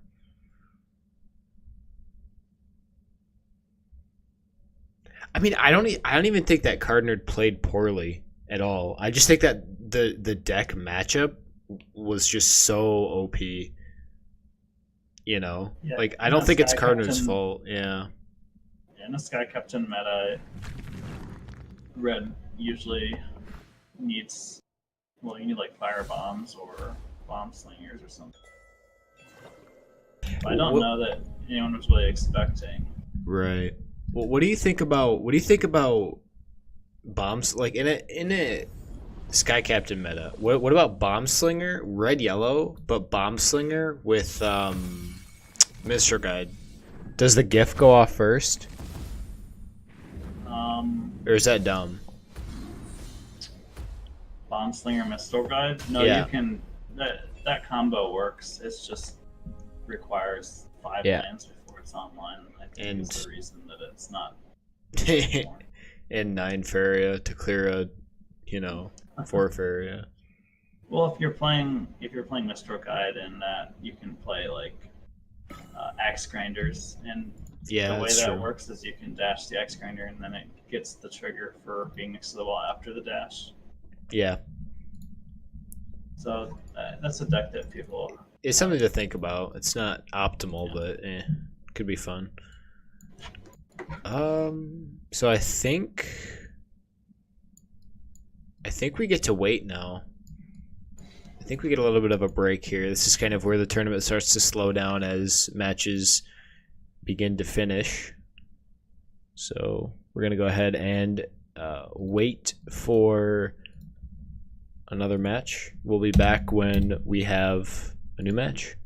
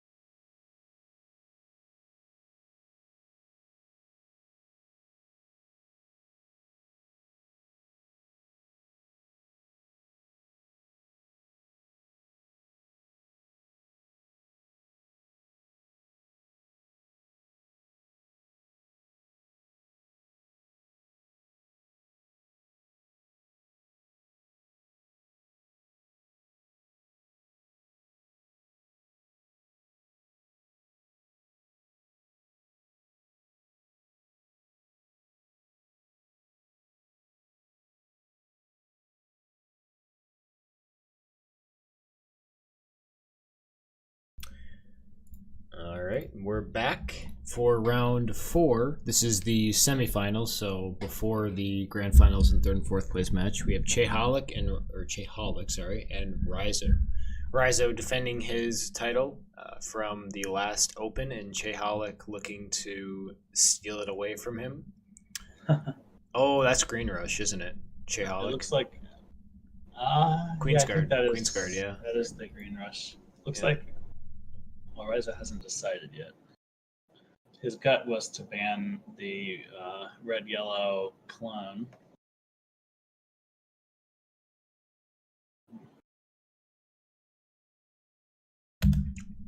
It's interesting, RaiZo bets. I feel like his weakest deck versus red-yellow is the Reaverless, but that's going to get banned. Oh, boy. Blue-yellow. What? Isn't that just like...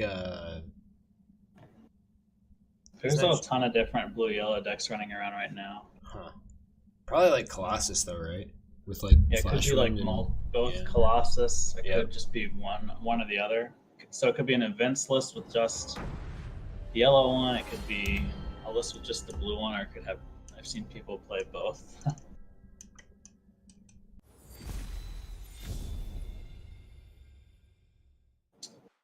So probably blue if we've got commanders in there.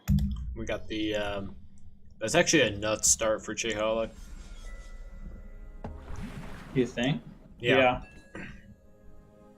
RaiZo has a really good start too. Yeah, for sure.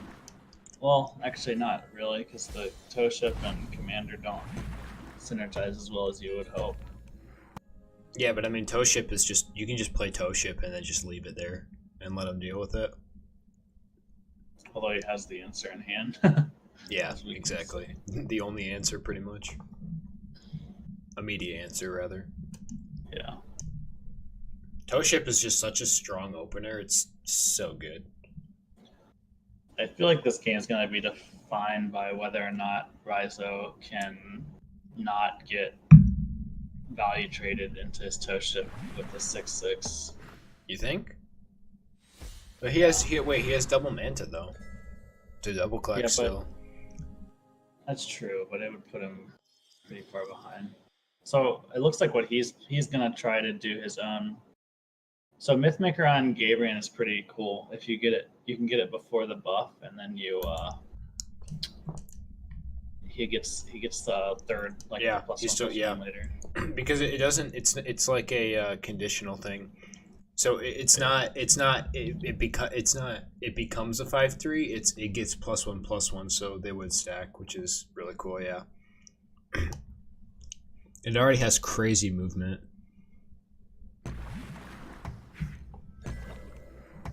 So RaiZo's hoping to not draw. Oh gosh, a little bit unfortunate that he can't trade with it this turn anyway. Right.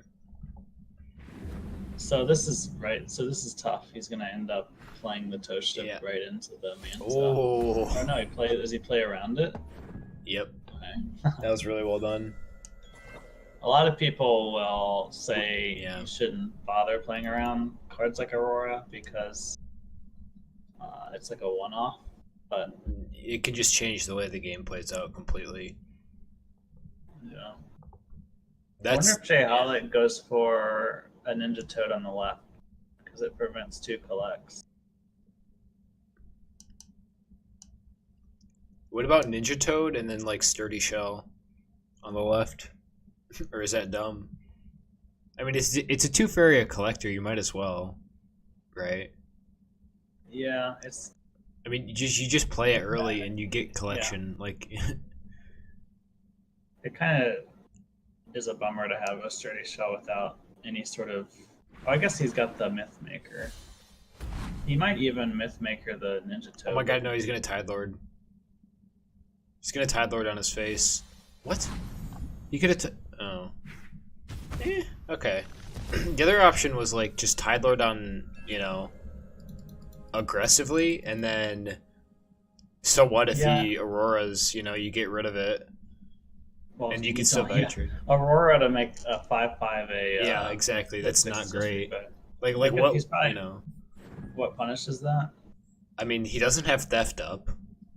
Like what? Yeah, what punishes that? What punishes the could've- aggressive tackle? You could have thefted. Yeah. Oh yeah, that's true. Or he could have Emperor's Command. But that's okay because you still have to hit the 5/5 in, right? I guess command doesn't. Yeah, command kind of sucks there. So. Although I think I still like being aggressive there,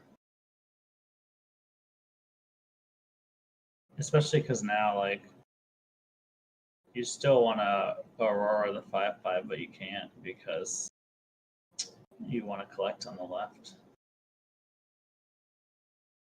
I think what ChaeHolic is doing is just assuming he's got the better late game deck and he wants to just play defensive until he gets his broken stuff online. RaiZo's setting a trap here though, because if ChaeHolic goes to collect on the left, then he has the clear if he wants it, and Yeah, I think he'll definitely because go for the Aurora trade here. That's a really good target for that. And then he sets up double collect on both sides. Yeah, but I mean, if RaiZo is kind of inviting ChaeHolic to play Aurora, right? He's like, okay, if you wanna clear my 5/5 on the right, you can, and then I'm gonna clear it with my 2/2. Oh yeah. Yeah. So on board, you're not gonna play into that. So ChaeHolic's not gonna do that. But I think what you said, having the 2/2 ready to trade into the Tide, whatever that card's called. Tide Lord. Like, Che's gonna be in a pretty good spot, except if the commander procs next turn, that's kind of scary. But he doesn't really have anything to do about that. Yeah, you can't move the tow ship anywhere that it would be safe from a proccing commander. So we've seen. I wonder what other events are. Does he maybe doesn't run the blue Colossus because he Probably, doesn't run enough. yeah. He doesn't. I haven't seen enough events. Probably Flashwinds eventually. Honestly, I think you take Flashwind over Fnatic in this blue-yellow that RaiZo has, just to discount Colossus more. You don't really gain anything from playing Fnatic. Would you Yeah. like some tea? Oof. I mean, he got 8 stats out of it, +4/+4, but he lost the 6/6. It's not terrible though. I mean, you're still double collecting though on the left, right? Theoretically. He probably won't be able to double collect. Yeah. Assuming ChaeHolic will block that. Yeah. Yeah, ChaeHolic's got a really good turn right now. Like Aurora on the 4/2 gets to double collect and kill the 5/5, and he's triple collecting. ChaeHolic, I think, is in the driver's seat now. Oh, I agree. Yeah. He's just trying to decide where he wants to put his Water Elemental and Sturdy Shell, and like where he wants the Aurora to end up.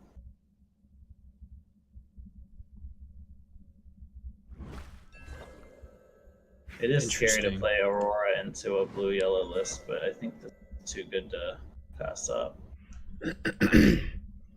Yeah. Definitely got to watch out for Spirit Theft. Would you But- like some tea? Still a really good turn. Yeah, this is gonna Do you? I don't know. I was gonna say it was kind of dumb, but like, do you command the Aurora, or is that just stupid? Oh. Yeah, there it is. So he gets it, and he can. Oh my god. Yeah, this is. Wait. Like. Yep. This is perfect. This is so good. He doesn't. He. What? Wait. Hold on. Oh my gosh. You know, I think he wants to. I was gonna say maybe he wants to save the Aurora to theft it later on. He didn't want to do it now. He wanted to get rid of the immediate 6/1 threat and then just leave the Aurora on board. Because the Aurora's not doing anything, right, on the right. So it would be wise. Aurora's probably gonna just trade in. Yeah, I was gonna say it would be wise for ChaeHolic to just hit and then command. Yeah. Just get rid of it, you know? And then Fugaro on the same, like, Fugaro where the Aurora is now. Yeah, I think that's pretty good. Yeah. And then just leave You your Sturdy Shell to die, I guess.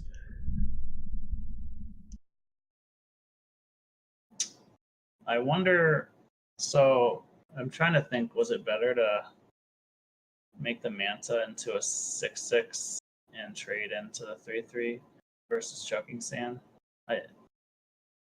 He loses a collect that way, and he doesn't set up anything on the right. But he has a 1/1 to. I guess he doesn't really. So he doesn't want that 6/1 to become a 7/2. I don't know. That was a tough call. I'm not sure what I would have done. I mean, yeah, but think about it. The chance of even in this list, the chance of it proccing is so low. But then you have to, you know, imagine what it would look like if you had a 7/2 and no way to clear it. Do you know what I mean? Like, because right now, like, RaiZo has no way to clear a 7/2. He hasn't drawn one yet. But ChaeHolic hasn't procced. He hasn't drawn any 7 costs, right? Yeah. So definitely some defensive and thinking ahead, not taking any risks, I guess. But double library. This double library from Fugaro was like such a nutty draw. Yeah. Yeah. Ending with 0 Faeria, just that's probably gonna get frogged. Yeah. Well, we'll see what he draws. Oh my god. Go ahead and just draw 5 cards this turn, no big deal.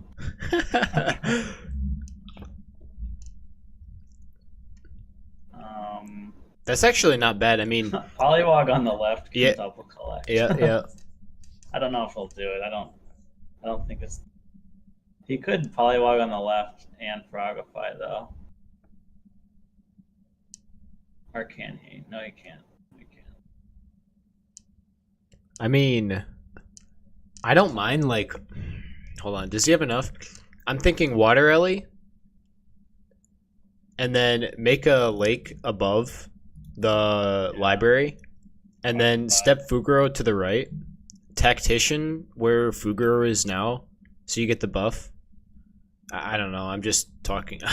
I'm just like looking at stuff. I think definitely you Frogify the Toe Ship and double collect, though. That seems like a decent line. Yeah, I was gonna say Water Ellie and then double collect Frog, hit. Seems solid. Yeah, I don't know that. I mean, your opponent has double library in play. There's always a chance that you can win, but it's kind of up to them to lose. Right.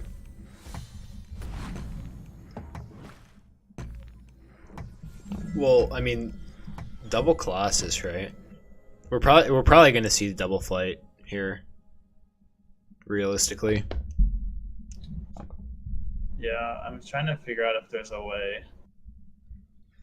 Like, I think what RaiZo would really like is to set up an aggressive land somewhere that he can later in the game drop a double Colossus or drop a Colossus that he goes uncontested, and then you got lethal setup.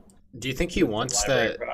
Do you think he wants that land right below the Manta as a desert, just for some kind of possible, or even to the left in the well for the windstorm?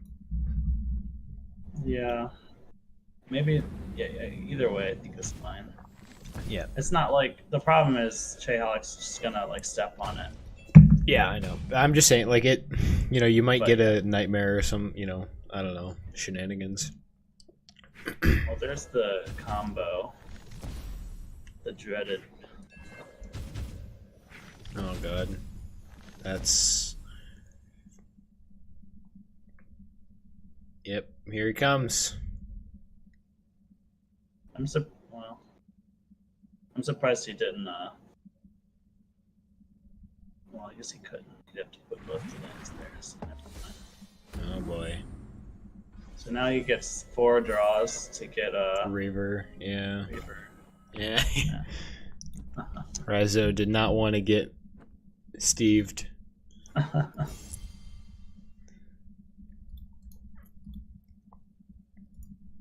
Alright, so now we've got the Reaver counter list coming out.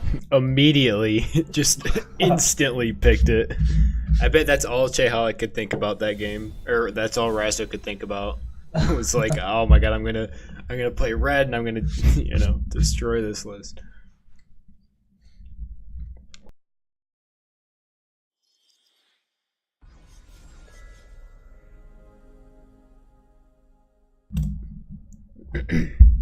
So pretty decent start from ChaeHolic. The okay. is always nice. I've been playing Reaver. I'm no expert, but I've been playing Reaver for the last few days, and I think that it's a little bit better to start on the left and right of your orb. But maybe it's because RaiZo plays red. He wants to get aggressive lands in case he rushes. I'm not sure, but I think Reaver likes to play defensively, right? Yeah, I think.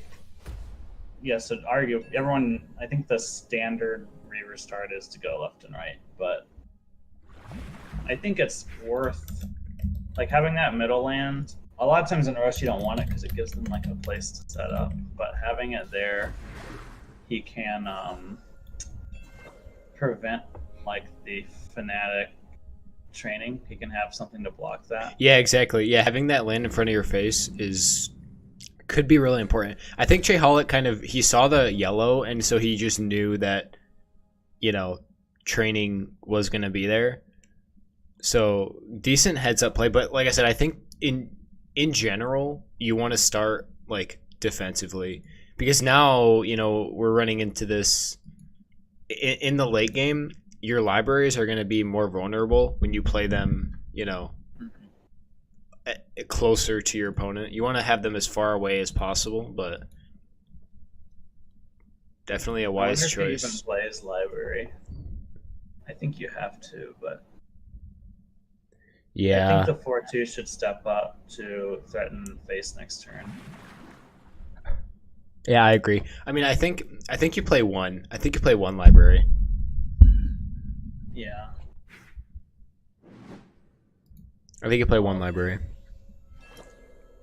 I don't like moving the commander over there at all. No, I don't either. I really like the idea of starting to apply pressure. Well, because now it's blocked, right? The frog has to step back, and the commander has to step up, and now RaiZo gets this great turn. I mean, I guess.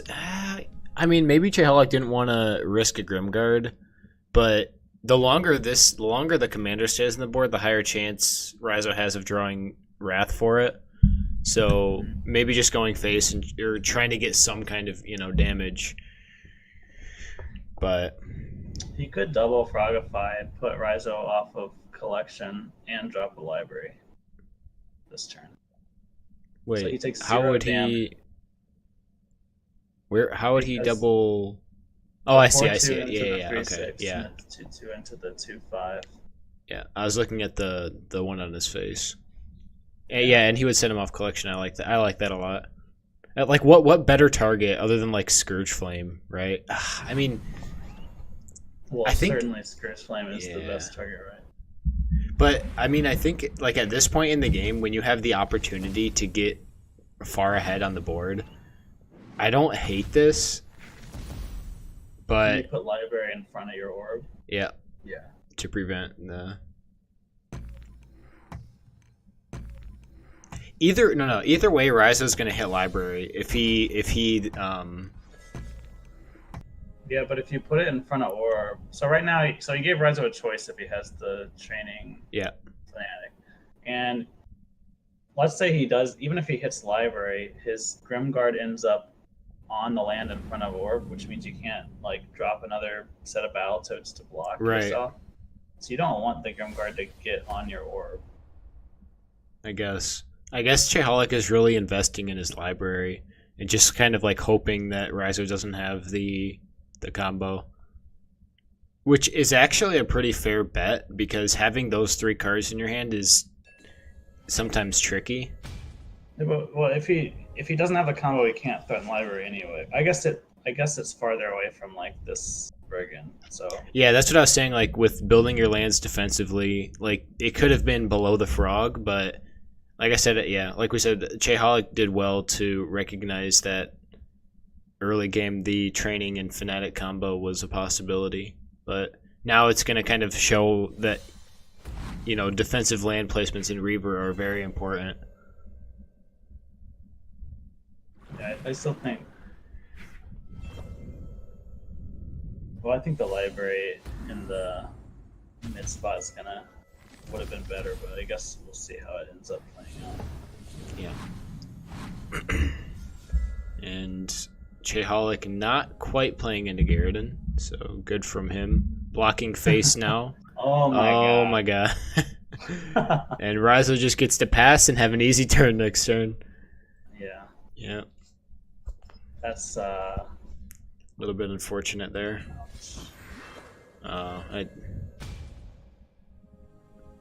Man. Oh, RaiZo's even like trying to taunt him into doing something. Yeah.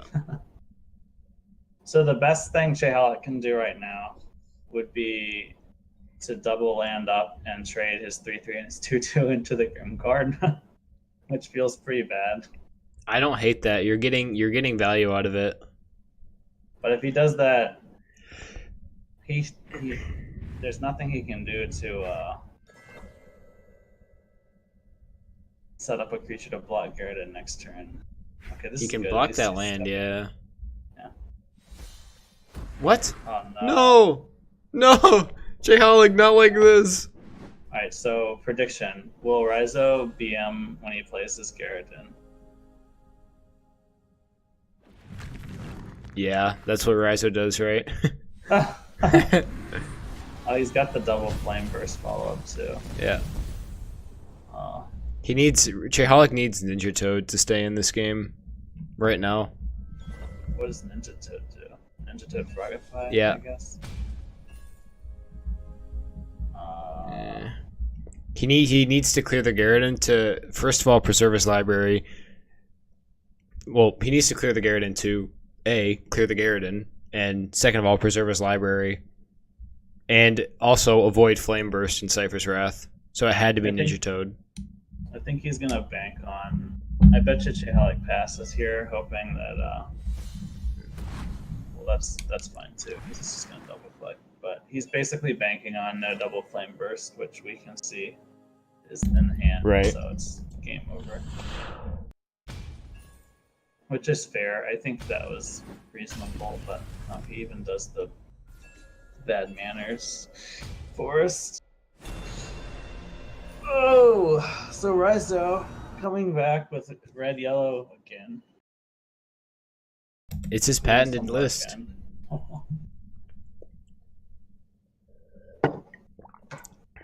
People didn't used to run Garridan and red yellow. Why? I guess Firestorm though, right? Because Well, I think that the idea was, I mean, when you play Garridan, it puts you behind on like rushing them down, but certainly right now, like nobody really plays around AoE enough in their deck building. So I think I actually like this. I like ChaeHolic's response. chances this game. Yeah. Oh god, this that's is gonna be really tough. It's gonna be a big face man. So he decides not to play the Mace Man. He's gonna rush. Rice is gonna go straight. You think? Yeah. No. Yeah. I felt it. Why? You know, the best way to beat Rush is with your own Rush, Kappa. Yeah. I mean, he's gonna have the Brute Gift to Steal. Yeah, so what is that? So that's 6/9 versus a. Oh god. Mace Man can get bigger than that. Don't play Maceman. Nice. ChaeHolic saw. He read the Gift to Steal very nicely.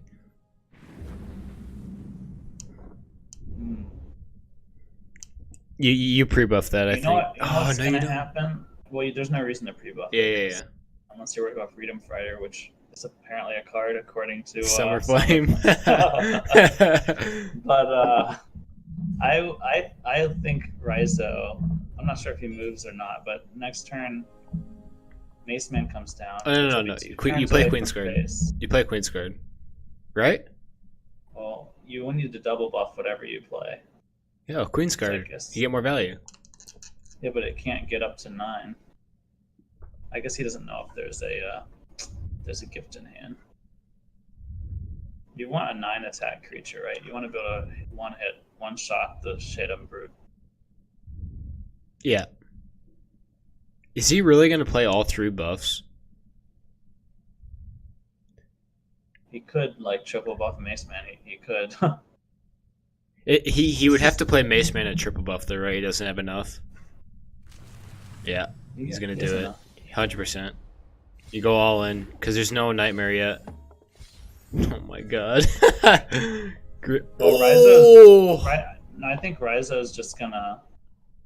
That's not enough though. Oh, That's yeah, just you're enough right. To 2-shot it, which he might do, but if he just Kaleem's training to the right, I guess with his hand, that's maybe not the right play. So if he trainings to the right, ChaeHolic can't hit him next turn, but eventually he'll have a taunt. So trying to race to face is kind of a tough proposition too. Yep. And this is just a really hard matchup for Red Yellow. I mean, RaiZo's playing it as well as he can. Yeah.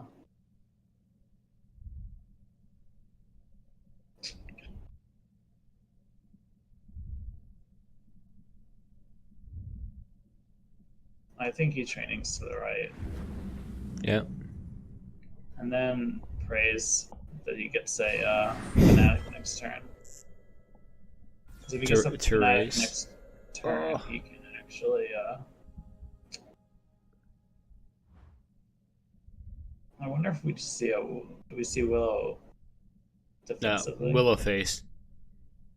Well, you have a 2-turn clock already. Do you really need to play Willow face? Yeah, it's true. I'm just in a smart mood right now. Well, we are watching a Green Rush versus a Red Yellow deck, so maybe Yeah. you're in the correct mood. I think he's gonna do it. Oh my god, he's gonna do it. He knows. Not like Well, I mean, maybe he's worried about Grimguard. Yeah, and he like to clear out other creatures, but that's really risky with like Shake. I mean, Spirit Theft and stuff. That's really risky, actually. But with Spirit Shaker. well, no, Spirit Theft or Shaker. But I don't think you run. Do you run Shaker in this? I don't think you do. Maybe. Jory runs Shaker in his Red Yellow list. Well, I know you probably at least run Spirit Theft here, so definitely something to look for. Yeah. So now RaiZo's like. So Oh, ChaeHolic that's was so thinking smart. ahead. He'll have enough with the play he made. He'll have enough Faeria to play the Queen's Guard, Now he definitely will. or even the Runen Shrine. I think he plays the Runen Shrine. Actually, maybe. Oof. Maybe you play the shrine in front of your face. I was thinking that too. Like Shrine in front of face and Queen's Guard aggressive, which sets up lethal with just the guard and the Mace Man. Yep. The 7/1 can clear another taunt if it comes down. Yeah. Yep, he's gonna do it. Yep, that's it. I think he should have drawn first because he might getting a buff for the 7/1 might be better. No, there's nothing. Dude, RaiZo's hand is just so heavy. He just can't play Yeah. any of it. Yeah, that's lethal 3 ways. No, wait. I think he probably double gifts the Queen's Guard here. That's my prediction. No. Because, Oh wait. just Grimguard. Grimguard. Yeah. Yep, the Grimguard once or Yep. twice. Yep. I guess that's what he's got to do. I guess. Yeah. And that puts it out of range of the. Now, why would he play it? Okay, that makes sense. If he plays it there, then the Queen's Guard can't hit it. Yep. Oh. Oh, he doesn't even. Okay. So he's forcing the 7-1 to hit the 3-6. I think if you're ChaeHolic, you draw because you're guaranteed to. Yeah. Ooh, I think you have to play that defensively, just to avoid. Oh well, I guess you can't play Scourgeflame, so I guess you're okay for another turn, right? I think you play the Queen's Guard defense. Yeah. Well, yeah, I'm just saying like. For the next few, 2 turns, you're okay. RaiZo, not happy with that. So, let's see. He basically needs a taunt, right? That's the only possible out. Yeah. And that is looking pretty grim. Yep. I was off. It was double gift on the Mace Man. Oh, yeah.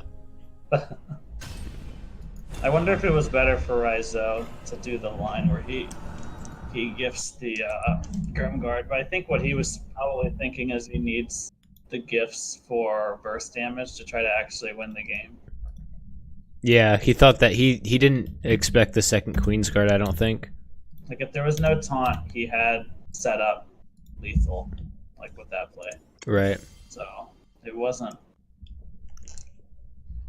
arbitrary, for sure. Yeah, I think that you still play the Queen's Guard defensively, even though you see that Scourgeflame isn't up. But No, I mean for RaiZo, his decision to play 2 creatures instead of gifting the Grimguard. He set up lethal for himself if ChaeHolic doesn't have some sort of taunt. Basically, ChaeHolic needs a Queen's Guard because even a Emerald Yak isn't enough because of Seifers. right, the Wrath, yeah. So let's see.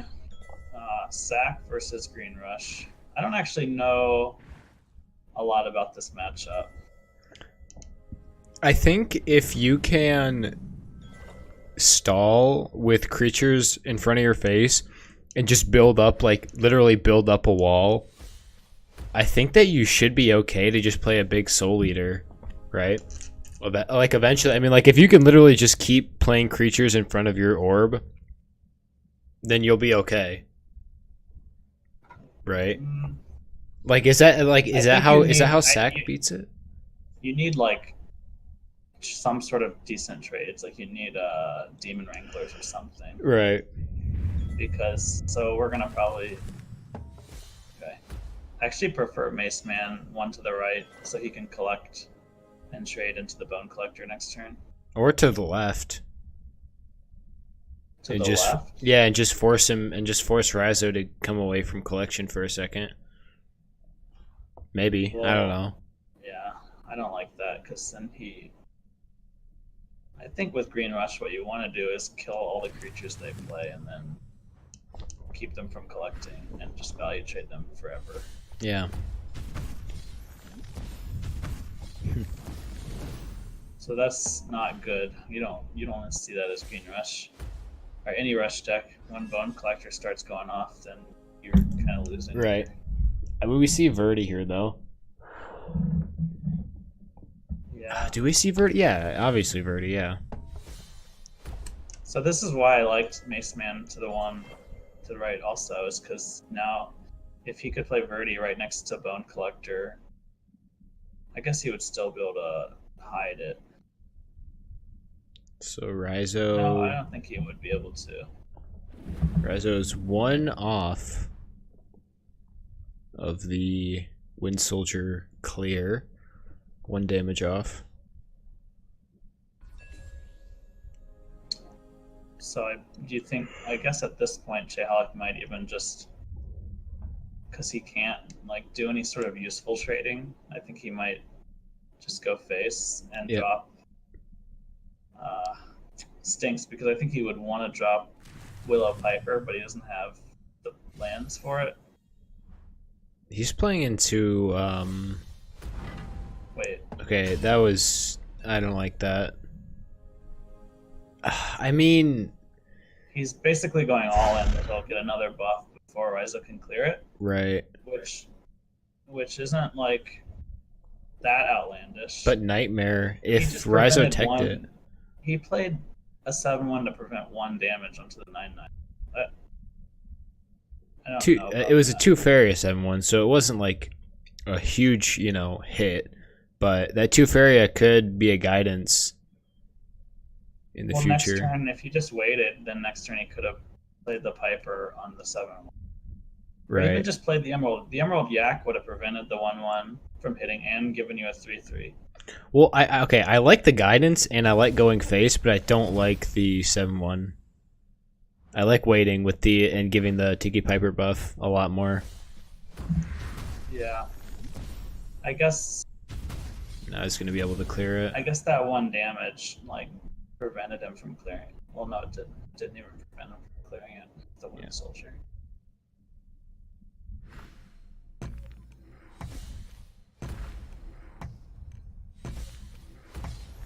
Oh my, wait.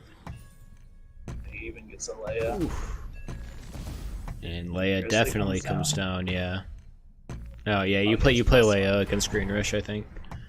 Yeah, no, I didn't know he had Yeah. wheels still.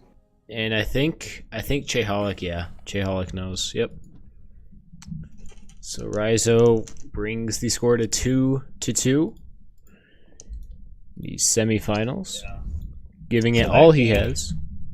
If he had one more fairy and he could have played the Tiki Piper on his 9/9 all in, that would have made the whole difference, right? Right. Yeah, I mean, I think you just wait. But see, ChaeHolic, he just surrendered because he lost control of the board. So maybe ChaeHolic wanted to try to not lose control of the board and just get rid of as many creatures that RaiZo had and just try to stay on the board as much as possible. Oh my god.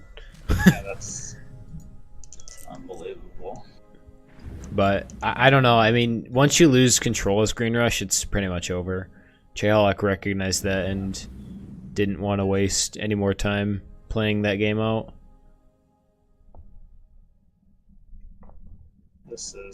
That's something. Yeah, not the hand you want. RaiZo has a pretty... Well, I don't know. he doesn't have a great hand either, but he does have Leia. Yeah, Leia's great to pick up here. Although I think what you're going to see is just Mistral Guide is going to say, I don't care, eat me, Leia, because I have all my friends with me, Yeah. and they're driving me crazy. All my boys. So I bet you, I think he just Mistral Guides and he cycles the Flash Salmon. Yep.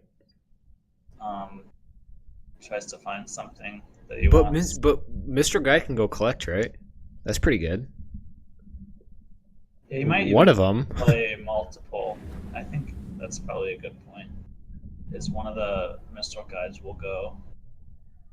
Just play Mr. Guide in the middle. I guess you don't have to. Yeah, you can play want it. to play Yeah. You want to play one aggressive to guarantee that you can trade with Leia, because that's the best. What? Oh, no, he's gonna just clear it.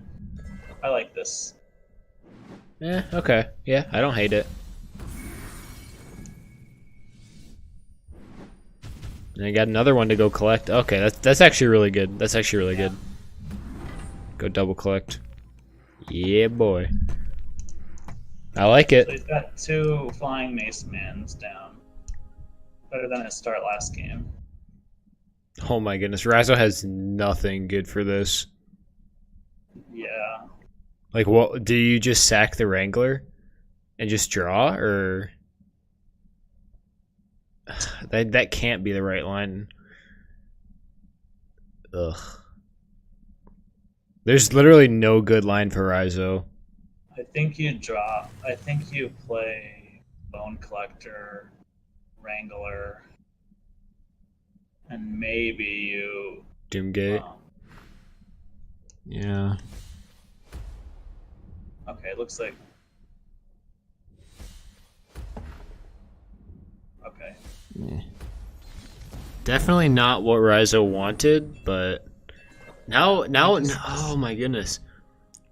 Now the 4/1 clears the structure. You kill the Bone Collector, right? Value trade the Bone Collector, and you play another Minstrel Guide to go double collect. Yep. Oh, we'll play the Minstrel Guide first. Okay. I think you'd prefer the 1/1 to be double collecting. So he's got to decide if he wants to +1 or not.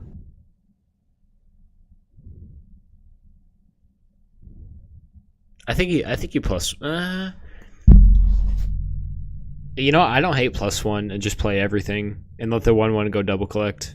I don't hate that. Yeah. Yep, that's fine. Beautiful. Yep, he did Oh, it. that's funny. Did you see what he just did? What? He dashed the vermin into stand next to the other Mistral Guide and then used the second dash. Oh yeah, because the dash is stack. Oh yeah, I forgot about that.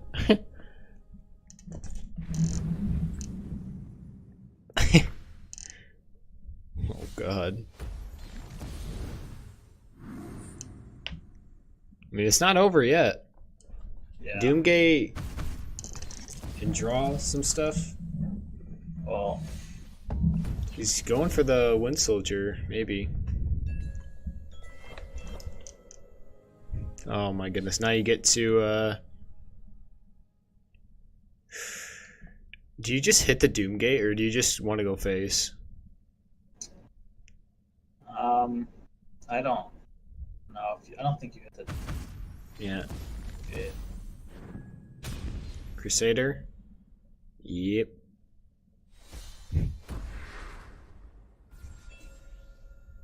Looks like you hit the Doomgate only if you can kill it that turn, or if you can if you're afraid it's about to proc. Yeah, RaiZo is not a happy boy. He is not. And with that, ChaeHolic will take down the defending player, RaiZo, of his possibility of getting a second title. Yeah, RaiZo of the Red Yellow Snork clan. Yep, I guess so. We are going to hop into, I'm assuming, the third and fourth place match now. Let's get this score updated. We will be back when we have a match.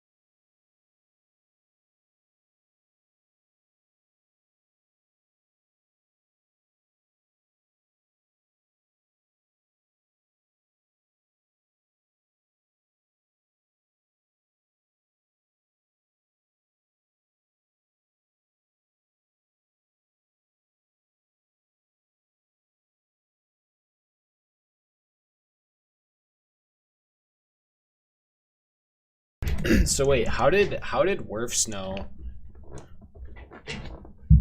How did Werfs know what the score was of the game?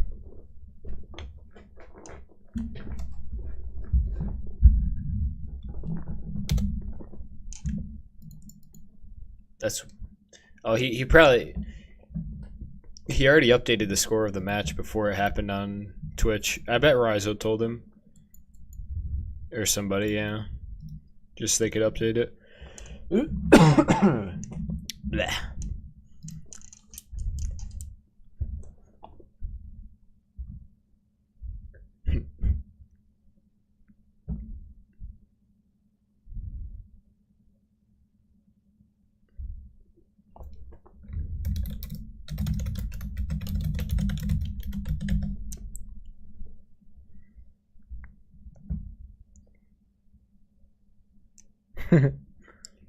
Yeah.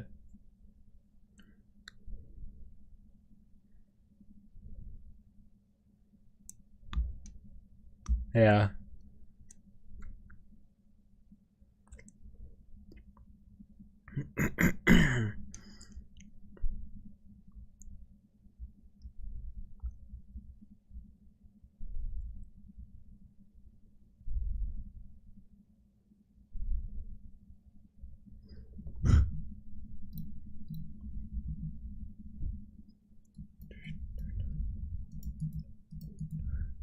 xged and Dilgarno are 2-1.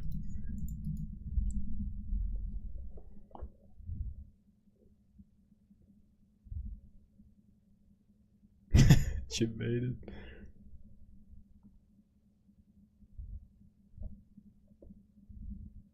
Dude, that toast was so good. Yeah, of course.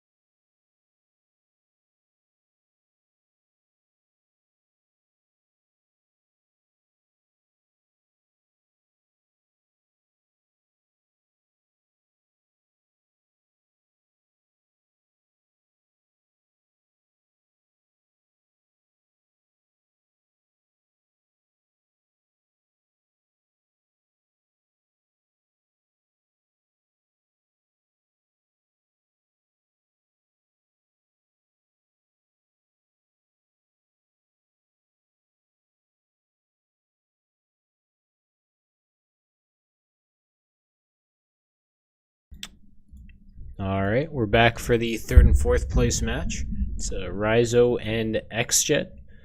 Both players making it far enough in the tournament.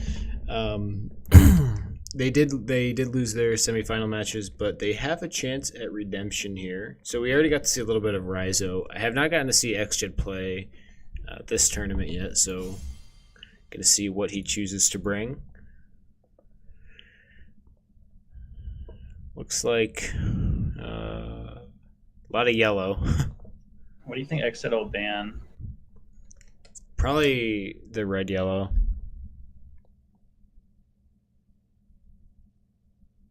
I bet he's gonna ban red yellow and just try to yellow rush RaiZo.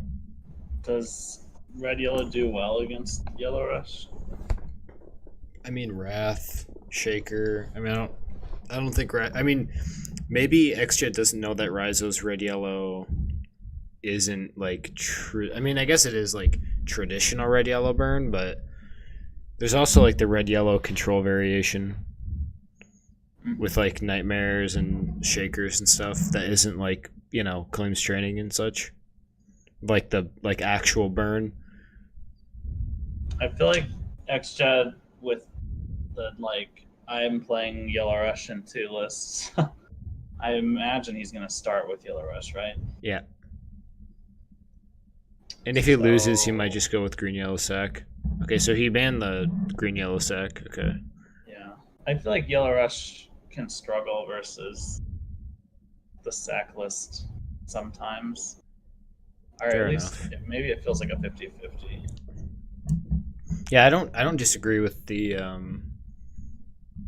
ban on that. But RaiZo's gonna try his hand with his Reaver.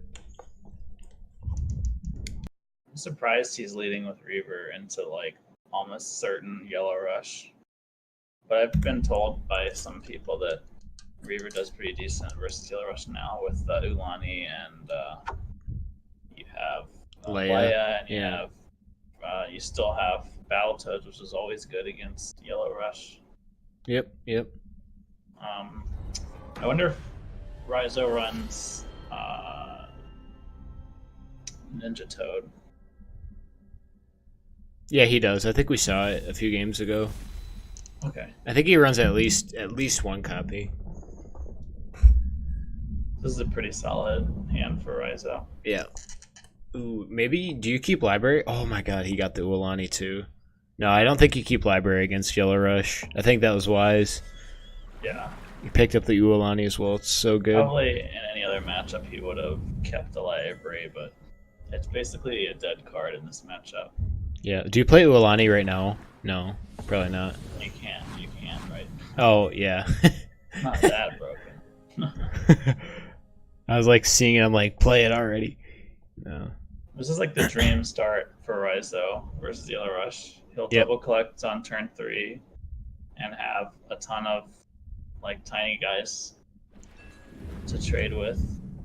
And he has a Leia and Ulani. So it looks like I like this play. So you just force him to not collect at all, essentially, or you let him get his 2/2 bigger, which I don't think is really an option. Yeah. Can't quite play Ulani, but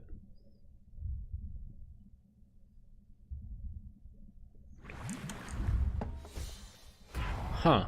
Okay. That's an interesting. Yeah, that is call. interesting. Do we see the minstrel guide? And then the vermin to go collect? Or do you save the vermin for prayer?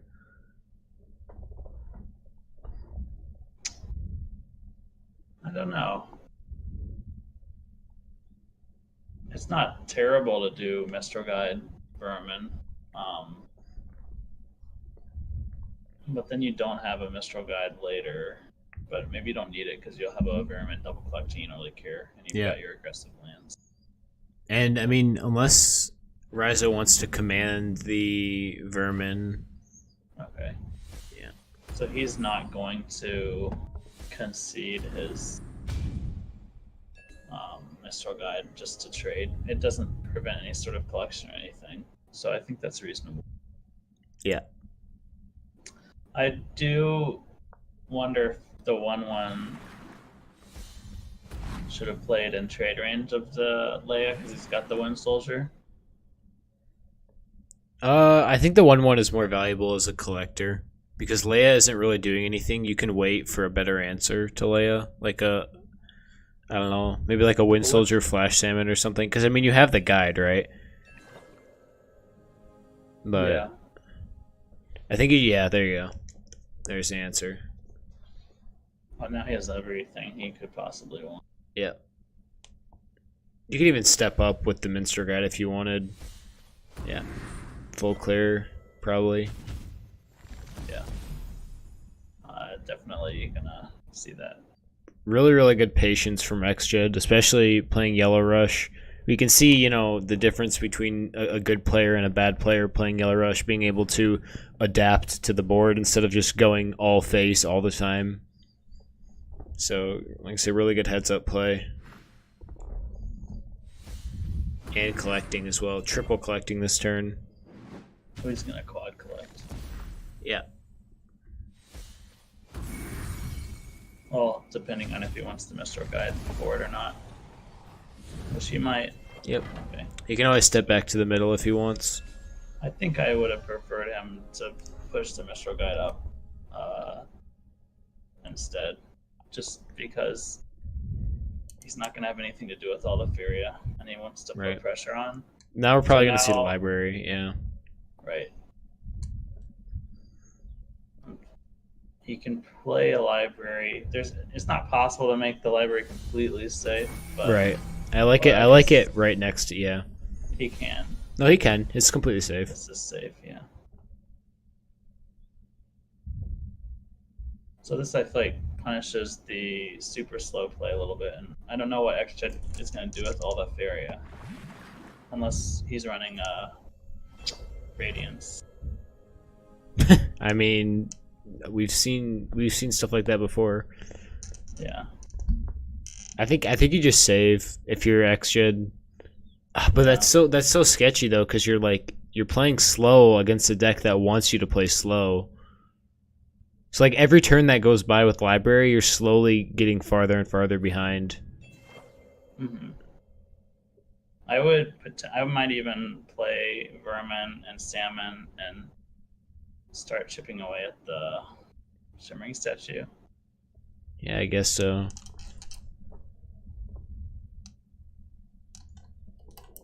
I mean, RaiZo had the nuts start. And so I think if RaiZo can get through this like Yellow Rush, he'll be okay. To go on to probably sweep the series. But that's kind of a bold statement, so I don't know. But I don't know, I mean, xged is running two, variations of Yellow Rush, so Right. yeah, just play everything.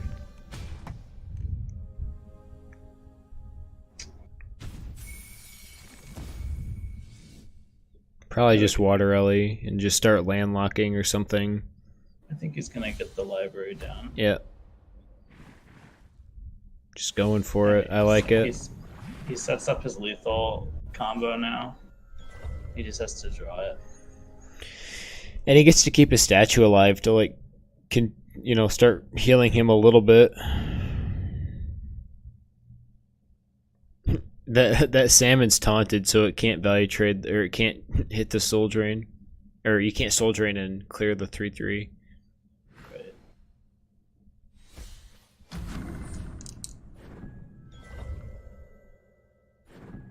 Yeah, this is why I wanted the Mistral Guide to be up, because he can't do anything with all this Faeria. Probably gonna see the Steve come out now. Does he? I think he might wait. I think he might wait a turn. I don't see. No, I think he's guess the Steve. I think he's punish to Steve. waiting. Yeah. I guess he's got quite a few draws to get Radiance next turn. Yeah. Or not Radiance, Reaver. Because you don't want to give your opponent too many turns to get the last Nightmare. Yeah.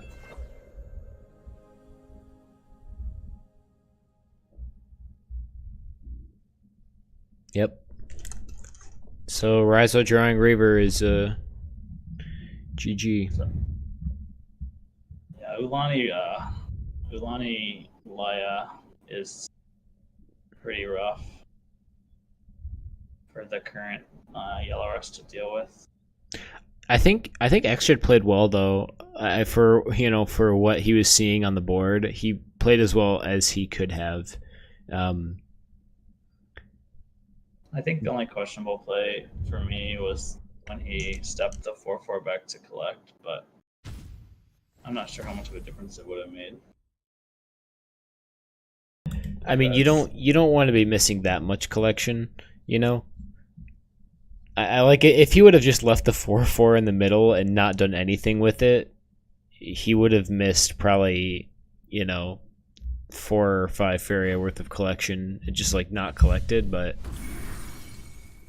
I don't know. Even if he missed like 7 Faeria worth of collection, he'd still be right.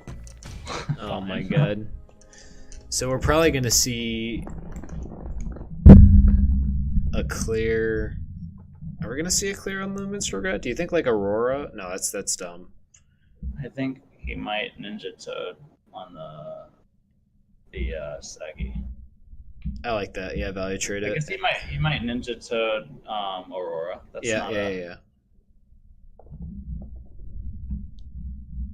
He's considering Fugru, but if he can't really get Reaver off of that. You kind of have to get some cards out of your hand if you're RaiZo now, because you want to be drawing Reaver. If he plays Fugro and he doesn't get it, he gets like really punished Even if next he turn. gets it, he doesn't have the Faeria for it. Yeah, he gets really punished. I think you have to play Ninja Toad and Aurora and just pass, just so you don't overdraw. I think he might Ninja Toad Aurora and clear the 1/3. Oh, okay. This is okay though. That way he doesn't. So that way he can draw Reaver and not overdraw himself. Yeah, I'm just wondering, like, Well, I mean, is it better for the Ninja yeah. to clear the 4/4 or to clear the 1/3? Probably the Sagi in case he draws into. I guess it doesn't really matter though, right? Well, no, I think he's gonna win either way. Yeah. You don't. And RaiZo doesn't even need Reaver now. He just needs to hold on. xged Soul Drain technically keeps him alive unless no, it doesn't, because of the Toad now. Never mind. He doesn't have a way to stay alive. Yeah. Unless he draws Nightmare right now. Yeah. Yeah, this is a really smart line. Oh my god. He's the brilliant. Okay, now 10 moves ahead. Alright, what does he do with the Soul Drain? Do you kill Aurora? I think you kill Aurora right now, and then you... Yep. Well, it doesn't really help, because the Lonnie can move into taunt. He can only taunt one, though. And then the 4/4, then the 4/4 clears the Ulani.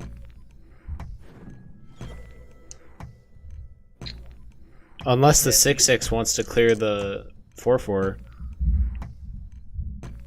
Right? Yeah. Yep, he saw it. You know, he could have collected with his 2/1 if he played different. Okay, this is actually really bad for RaiZo. Well, yeah. No, that I mean, was, you have to Reaver yourself now. And you have to step the Ulani in, and you have to Reaver yourself. And then command.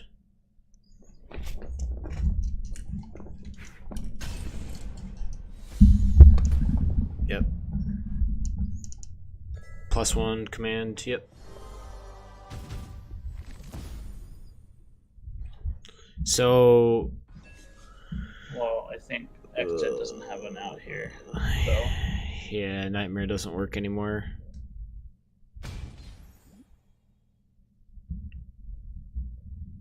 Yeah.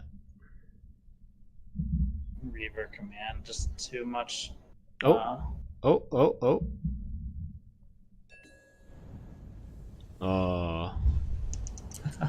I was like, it didn't matter. You need 2 commands or 2 nightmares Well, if he had I guess or He double would wind need, like- soldier. Nah, still he would, not. he would need Nightmare and Soul Drain.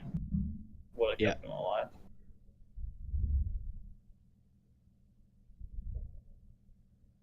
He's looking for it, but it's just not there. Yep. That's unfortunate for xged. He almost had it. That was the deck he probably would have wanted to play versus Reaver.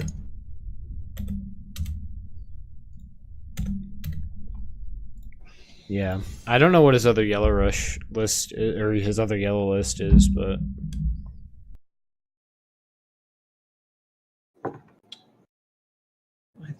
I think he will probably go with the other yellow list though. yeah, We'll see. probably wise. I would be surprised, yeah, if he went with Zach. I feel like Sack used to be a good choice versus Reaver until the new Radiance came out. Yeah, now everything just kind of sits there after your Radiance. It's almost a guaranteed 10 damage if you don't have an answer to it immediately. And Sacrifice doesn't have any non-combat answers. I mean, So I feel like sometimes it for runs Reaver to Nightmare, beat but Sack, you can just medallion your Reaver or your Radiance. yep. This is a little bit of a different variation of yellow, isn't it, from xged? Like yellow control. Maybe this will do him better than Reaver. He's just playing straight flyers. Yeah, flyers. I had a lot of trouble with a flyers list when I was playing Reaver today, so we'll see how it goes here. This is a pretty slow start, though. He didn't have the if he has Sky Captain, he didn't draw one to start with. Sturdy Shell's not a bad pickup. Yeah, this is alright. This is the power of Spell Roll. Like a garbage hand now has double collection set up.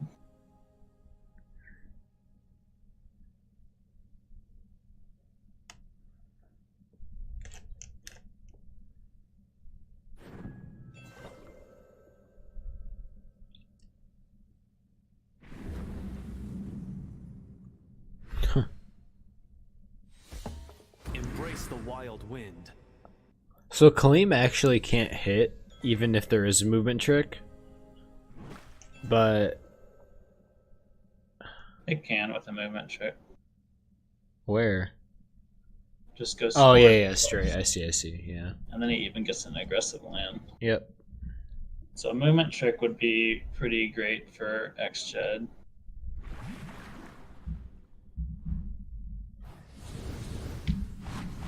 And RaiZo said, not today. Oh, there it is. I think Kaleem's training goes on the Yeah, those 0-4. Yeah. take the free trade. Curious to see if he will play his where he'll put Kaleem, because he's got to be a little worried about an Aurora trade onto Kaleem. That's like the worst thing that could happen. Kaleem. I mean, yeah, it's bad, but I mean, you get the Wood Soldier clear, but that's still not, great value. If he even runs Wind Soldier, a lot of people don't run Wind Soldiers in these flying lists. Yeah, I guess Minstrel Guide is kind of useless, right? Like, in a way. I mean, if you have flying stuff that has charge 2, does that dash really matter? There's a Sky Captain, nice. Yeah, so probably going to see... I was going to say drop Sky Captain and smile. Yep. Unless he wants to... If he really wants to optimize Sky Captain, he won't smile, because that'll give him a chance to draw another flyer next turn. But maybe he's got events he wants to draw, so it kind of comes down to what he wants.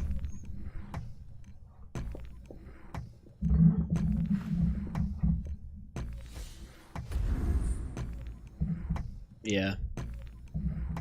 Yeah, so he did go for it, yeah. No, I think waiting for the smile is a little bit better. Well, it depends, right? If you, like, right now he needs to beat Reaver, you want to, like, get some tempo on them, right? Yeah. So if he has, like, flash wins and things that he wants to draw,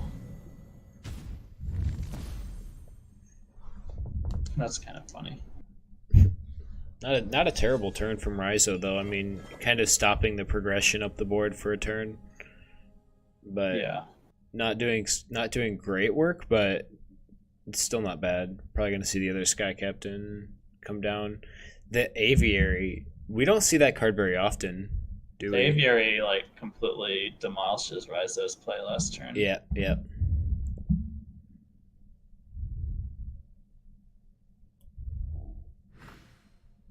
And it also means that this 5/3 can move up without worrying. Oh, he's... Oh, never mind. My He's still goodness. Yeah, he can move this 5/3 up without worrying that it's going to get, like, Aurora traded.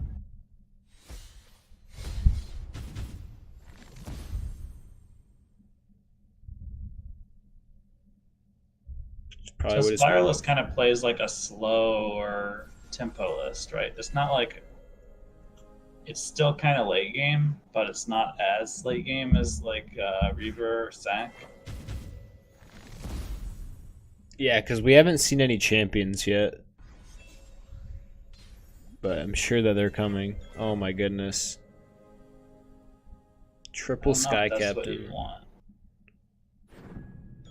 Why not? I mean, you play Sky Captain and you draw, right? Probably, maybe. Or what? Do you start making lands now, or just drop the Sky Captain and make a desert? I feel like how does xged lose this is a library gets on board that you can't deal with. Yeah. So, and he hasn't drawn anything to help him, like, go over and pressure, like, the left side of the board. He must run. I bet you he runs the Celestial Tower. Yeah, so I think he's gonna... Maybe, Oh, he's gonna +1. He must run the Celestial Tower if he's playing, if he's okay playing, like, 6 creatures back like this where they can't do anything.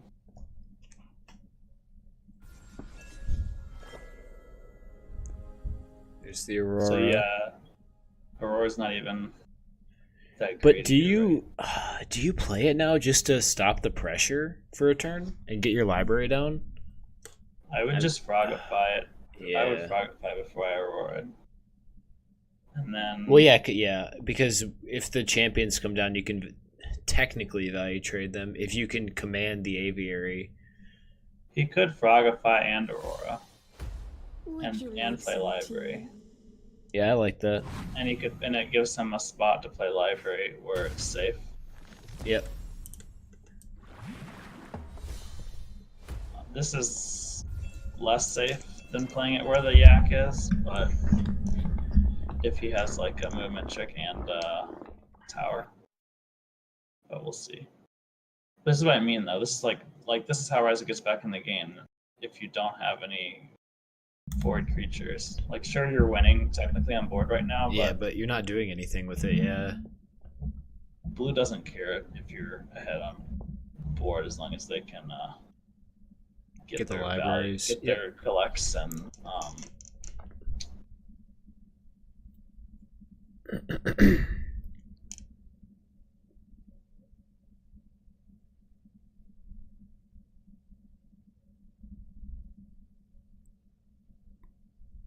So what do you do as xged?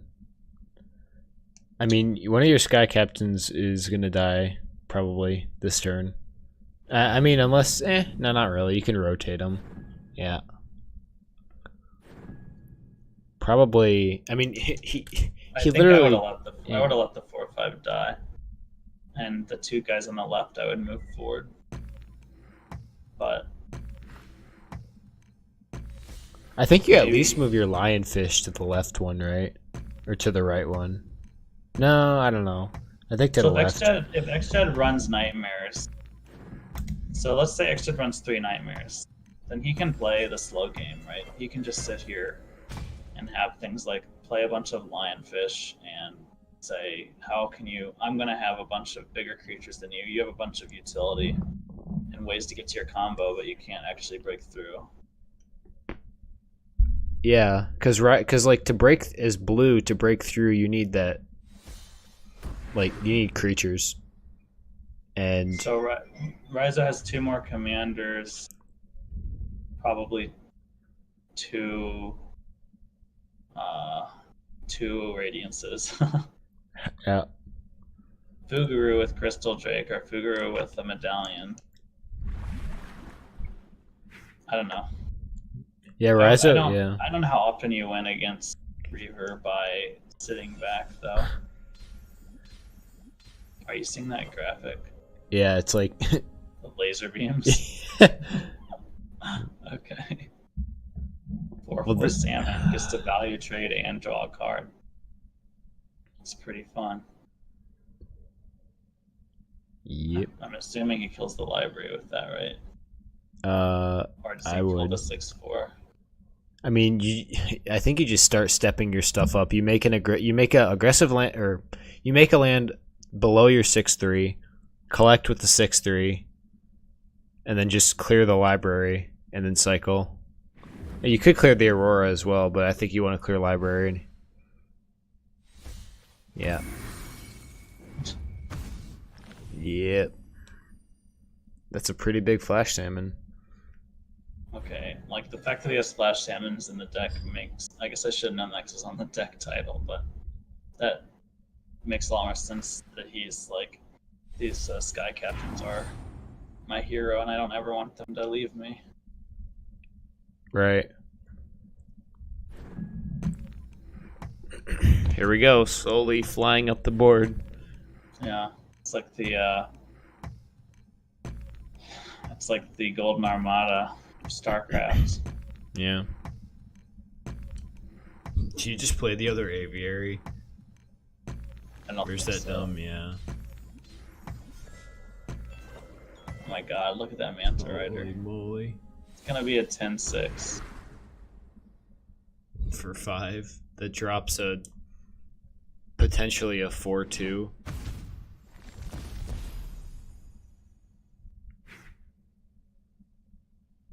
RaiZo's like really trying to turtle hard, but Yeah, well, he doesn't really have any other choice, right? right, you can't value trade anything unless you frog it.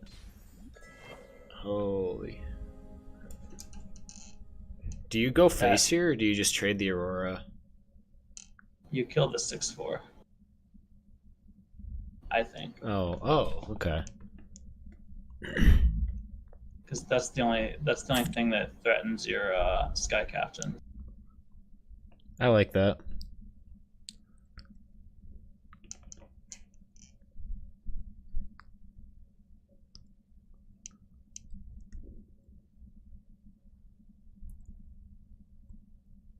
xged and Dilgarno playing really similar lists, and they ended up on the same rung of the ladder. Yeah.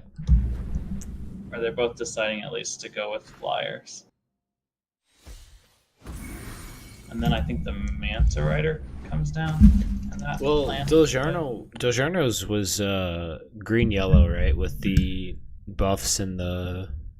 Yeah, that's the one we Swordfish? casted. Yeah. He had another yellow list that was straight flyers. I don't know if it was really? the same as this, but it was Sky Captains and I mean all the things you expect. I mean, these Sky Captains are working wonders for xged right now. Like, Yeah. I mean, I think RaiZo's gonna frog that though, and just value trade it with the 2/4. That's like all he can do.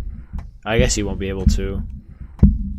The best case scenario, I think RaiZo draws Reaver or something. I don't know. Like, what do you? Yeah, you're gonna have to start frogging stuff now. Play Leia. Probably a good idea. xged's land placement has prevented. So there's no way for RaiZo to play like Radiance that can hit face next turn. Yep. We might even see this guy captain never move. Like, well, I guess if he moves to the right, he prevents it similarly. But having that land in the sky captain means you'll never see unless you can get your lands all the way at the middle, but that'll be stopped if it's ever gets Right.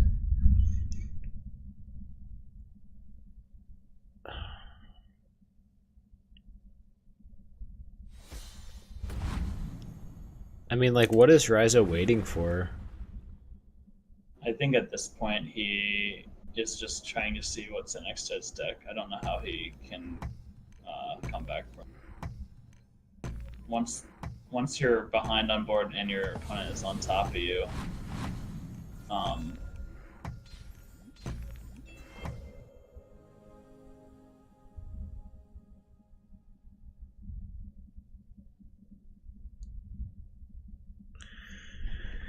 So yeah, he just kind of moves forward and keeps killing things and playing more creatures, collecting more. Yeah, that sounds like a good plan to me for xged. I mean, value trade the 2 frogs, and then just step your 6/3 up, step your 4/5 to the right, and step your Manta Rider up, and you're good to. Yeah, there's a Celestial Tower you're talking about. I wonder if Celestial Tower, he might even hold it because he's so far ahead. Yeah, you don't need to show it. Yeah. And I don't see anything particularly amazing with. I mean, he could use it to get Mana Rider to kill Aurora, but we'll see. It'll be a really meta play for him to hold it.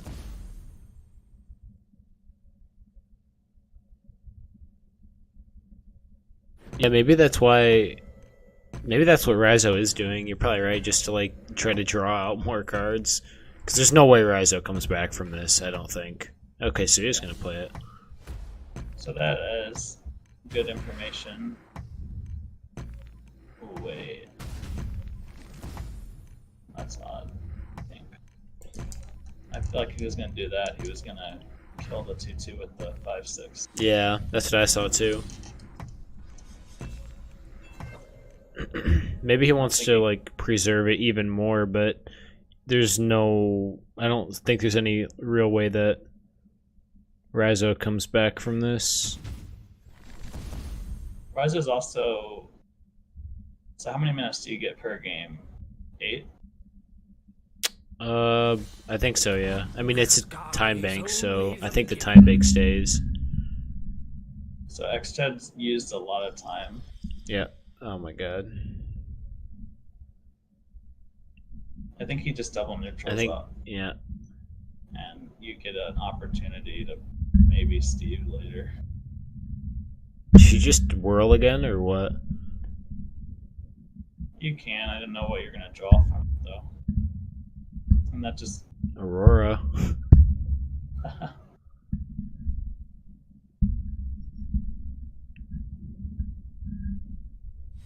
Yep. And it's unfortunate that Veil doesn't work with Radiance the way you might think it does. Is Radiance not a gift? No. It is, but it doesn't for some reason. I don't know if it's intentional or not. I mean... Right. So RaiZo throws in the towel. I'm a little surprised he didn't just kind of keep passing turns. I mean, maybe RaiZo knew. He essentially knew what the deck was.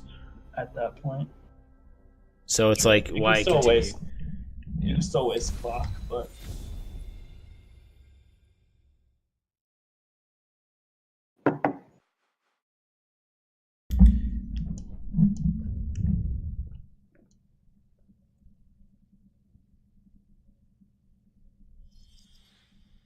Wait, so is it playing the same deck? Oh, no. Okay. Soul Train. Is that going to help, though?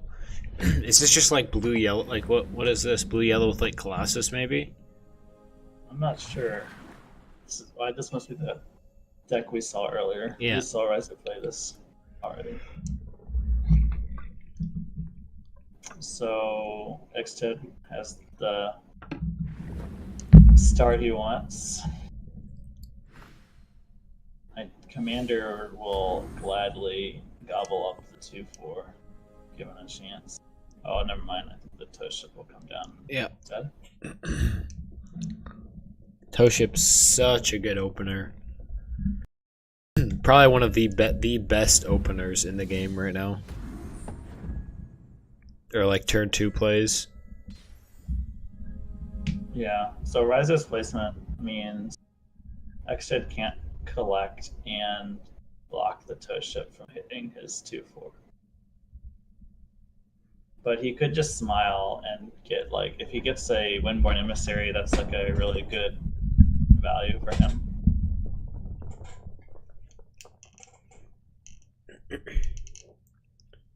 That's a pretty big bloatfly, isn't it? Yeah. He could also play a Kalim, but that plays really hard into training. And I don't remember if RaiZo's playing training, but a lot of blue yellow decks will. Yeah. He's going for the luck. He gets the luck he needs. Get quite a lot of options. I mean, you could just step the 2/4 back and play the lionfish in front. Yeah, no, that's Yeah. why I think he did that. Yep.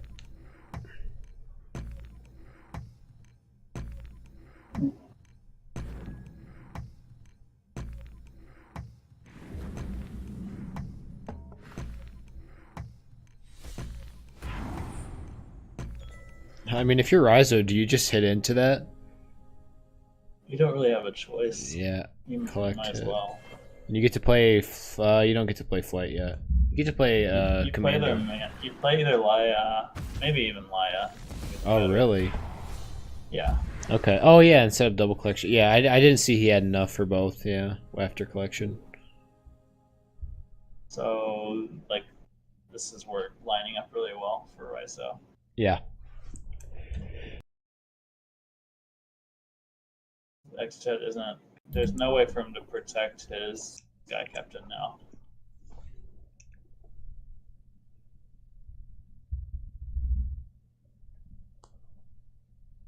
I think he's gonna play a bloatfly somewhere. Oh my gosh. He found a way. Life finds a way.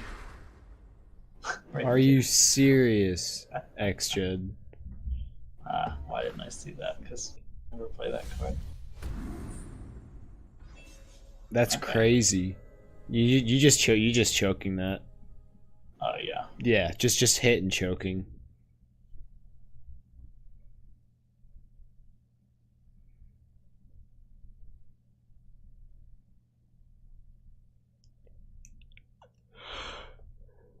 I think that's the play. Full clear, set up double collect.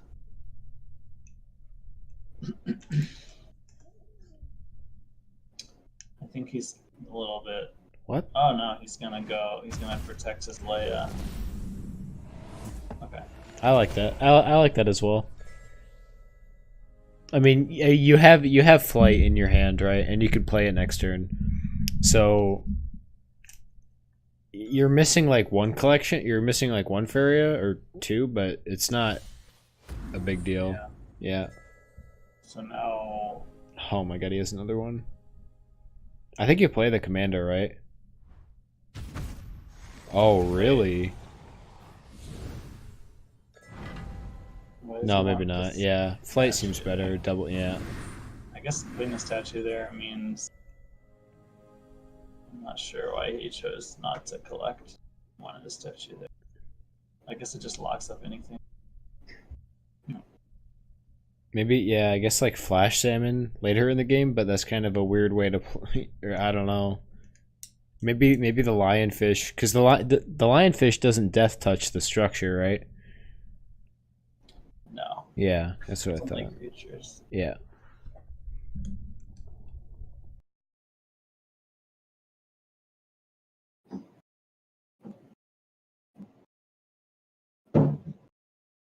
That was actually really clutch from RaiZo to kill the 2/4 with the Choking Sand, because now the lionfish didn't get buffed, so that's kind of a dead lionfish unless he draws the the training. The Choking Sand draw was pretty good. Oh god. So that's actually not terrible for RaiZo. Oh boy. You just get to play a bunch of fish, or mantas rather. Yeah, probably a good idea to go for the vision on that first. Sky Captain getting drawn out of order with a lionfish.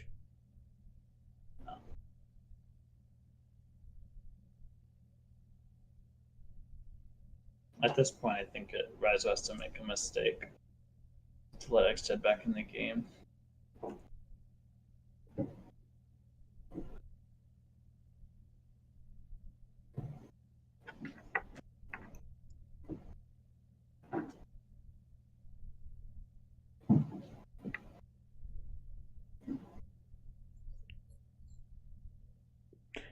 I mean, do you just play the Sky Captain like behind? I don't know, because there's nowhere safe to play the Sky Captain.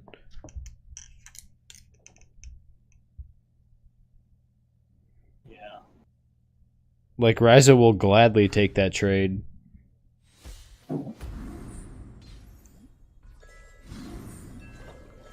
And he gets the value trade on it. That's so good.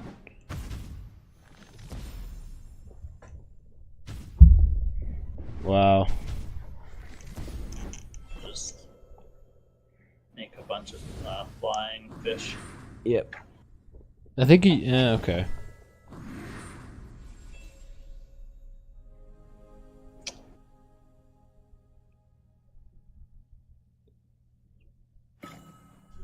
I mean, if RaiZo didn't... Yeah, I was going to say, if RaiZo didn't make that fish, he could have Steve next turn if he plus one.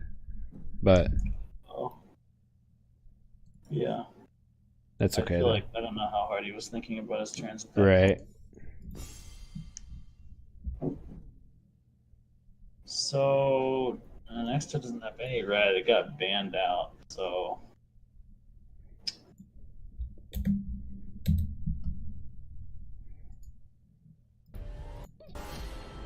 does RaiZo...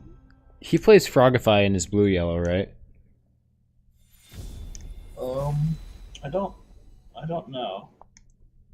I don't remember. He has. I don't think so. I wouldn't do it. I mean, you have vision, so... Well, you just have to build. You don't want to build like that many lands. Yeah. Fourth Lake is kind of a... Right. I mean, if you get the key lands up, then you should be fine. And now we see, yeah, the double toe ship opening is just so good. With the Colossus on top.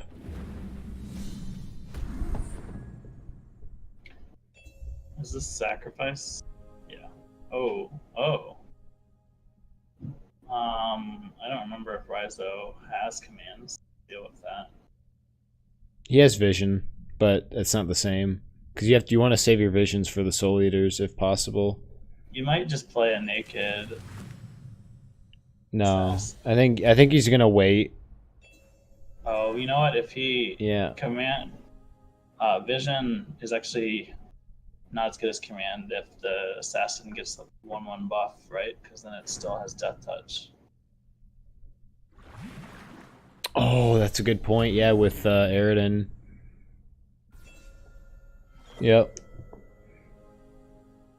But he's just gonna play this super aggressive. I mean, he's able to. He has the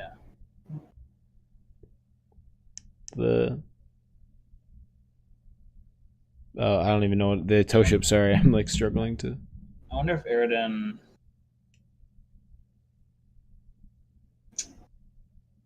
He could hit in with Aridin and Spider, and then play like a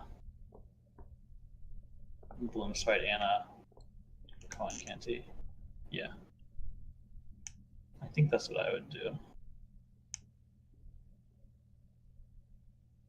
Do you sack the Bloom Sprite or the Aridin? Probably the Aridin, right? We Oh, wait. can't sack Oh, anything yeah. this turn. That would be kind of dumb.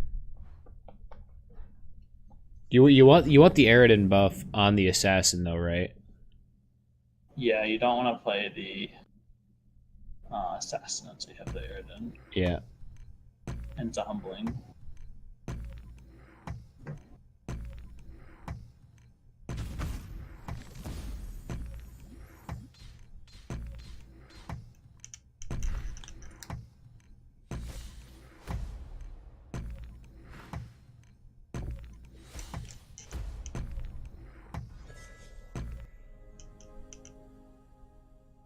RaiZo does not have a great hand to do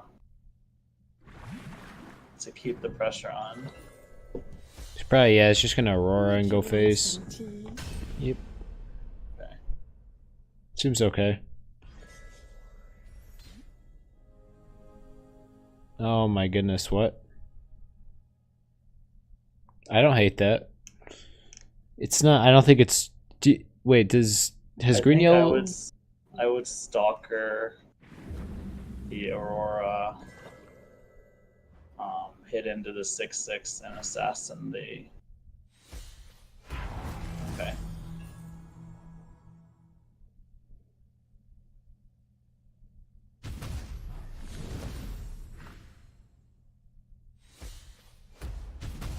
Yeah. You might as well play the Ursus, right? Yeah. Just a collector. It's a 1 cost. It's a farm boy with a really big behind.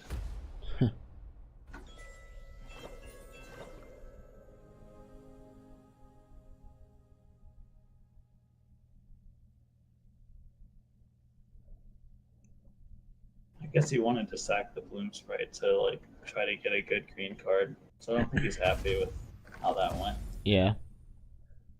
Try to get something like that that you can play cheaply. Just trying to get like maximum value out of that tow ship. Yeah. Oh, I mean, what about the 2/2 just steps to the side and then the Ursus just hits the 2/2? Well, it doesn't really help because then the 2/2 can Yeah. hit into the assassin next turn anyway, right? Soul Train, yeah. So that assassin's not going to get any value. There's just no way with Battletoads and Soul Drain. I mean, you could just hit into it and then sack it with the Wrangler or something. Like hit into the frog so you get some kind of, clear on it. I don't know.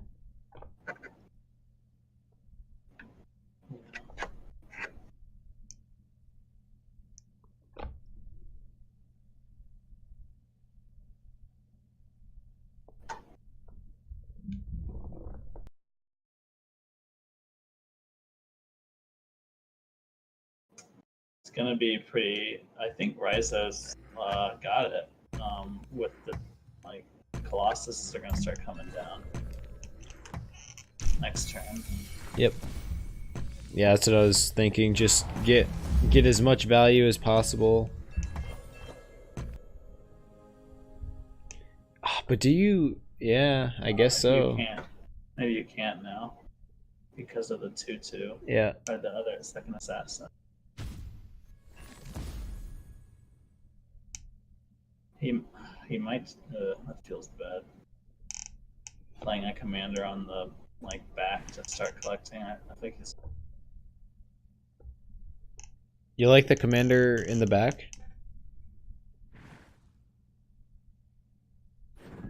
Well, meh. Yeah. Okay. Yeah, I think this is better. Yeah, let's go full on aggressive. There's the Soul Eaters. Not this turn. Whoa, he drew. That's interesting. Yeah, I don't know if xged is going to win this now. With the Colossus coming down and pretty much his only answers for big creatures out of the way. I mean, you can mates and Wrangler and do some shenanigans, but now you're 2 turns off from Soul Eater. Yeah, Soul Eater last turn wasn't that good either. Right. Or next turn, because a 9/9. Well, I guess it would be a 10/10 versus a 7/7. Yeah, it would be pretty good. I don't know why he drew. I'm not sure what he was looking for. I mean, that's not a terrible answer, but So RaiZo really wanted the 4/2 to proc.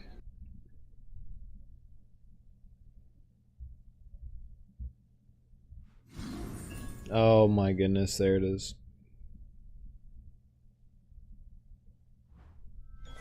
Now you get to play the Wave Crush on his face.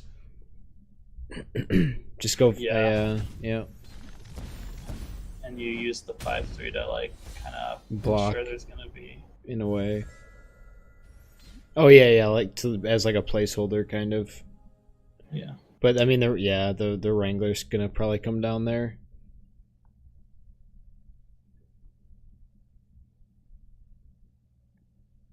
I think you have to make a desert in front of your face if you're xged just to block. And double Wrangler. Yes, hit the 5/3 and then wait. Was that a misplay? No, Is he? Oh yeah. I mean, it's not technically lethal, so. Yep. I think it might have been a mixed play from xged to play his 3/3 last turn on a force. So if you played on the desert or Wranglers right now, you would have been able to collect trade. But now he's unable to kill that 7/7. So I think I'm not gonna lie. I think I like soul draining the 3/2, so he can't play Soul Eater. soul draining. Yeah. He only has Spirit Theft. Wait, I thought RaiZo just played Soul Drain? I think RaiZo just played Soul Drain. If he would have drained the 3/2, then he would have guaranteed no Soul Eater, but it didn't really matter at that point. But he'd have to +1 and make a land. So RaiZo will be taking 3rd place this tournament. And xged will take 4th. Now we have the grand finals match, which is, let's see if I remember, it's ChaeHolic versus Dilgarno. Yeah, there it is. Go ahead. Assume they're ready to go. Yeah, I would imagine.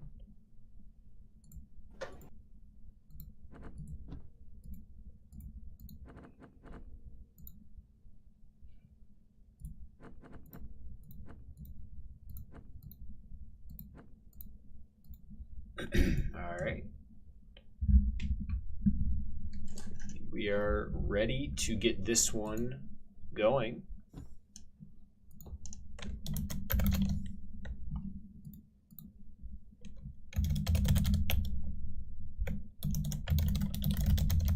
All right. Go ahead and take a short break.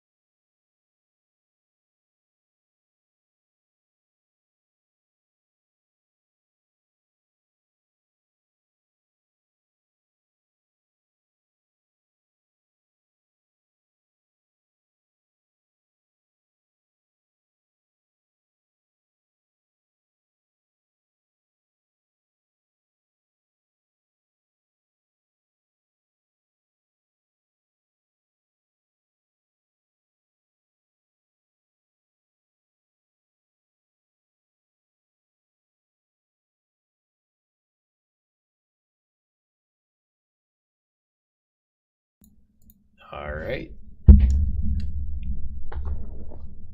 The grand finals of the 4th Seifer Open, ChaeHolic and Dilgarno. I think we've casted both these players today. Obviously, I mean, pretty small tournament, but still looking forward to seeing how they fare against each other. I haven't seen. Have we seen Dilgarno like in events in the past or no?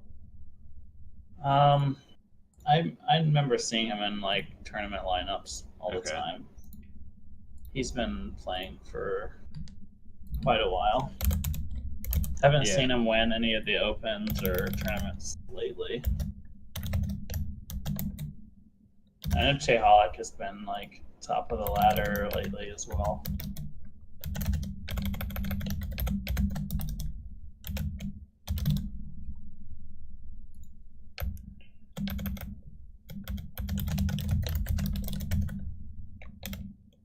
Alright, so yeah, we're gonna get to see Dilgarno's yellow list, his version of the Flyers list. Oh yeah. Wasn't that the how do you call it? Swordfish? No, this is he has that, and then he also has this mono yellow Flyers list. Oh yeah. Which we'll see if it's similar to xged's. Right.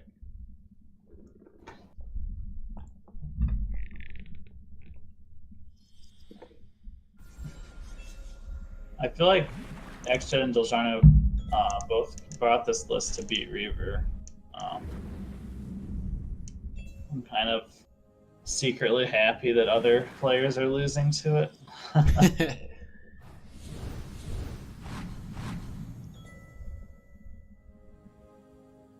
We'll see how. Wait, did ChaeHolic just get Fugro from Spell Roll? Yes, he did. Oh my gosh. Okay. I thought that I didn't know if he actually had that in his list, but well, that is a card. Yep. He's deciding whether he wants to play that emissary. Yeah, probably a wise choice to have something on board. I think he was thinking, well, I'll just play the land next turn and it won't be any closer to collecting anyways, but then if he does it this way, he's able to play a land somewhere else and maybe get the Mana Rider down. Do you think he goes for the Manta Rider here? Yeah, I think so.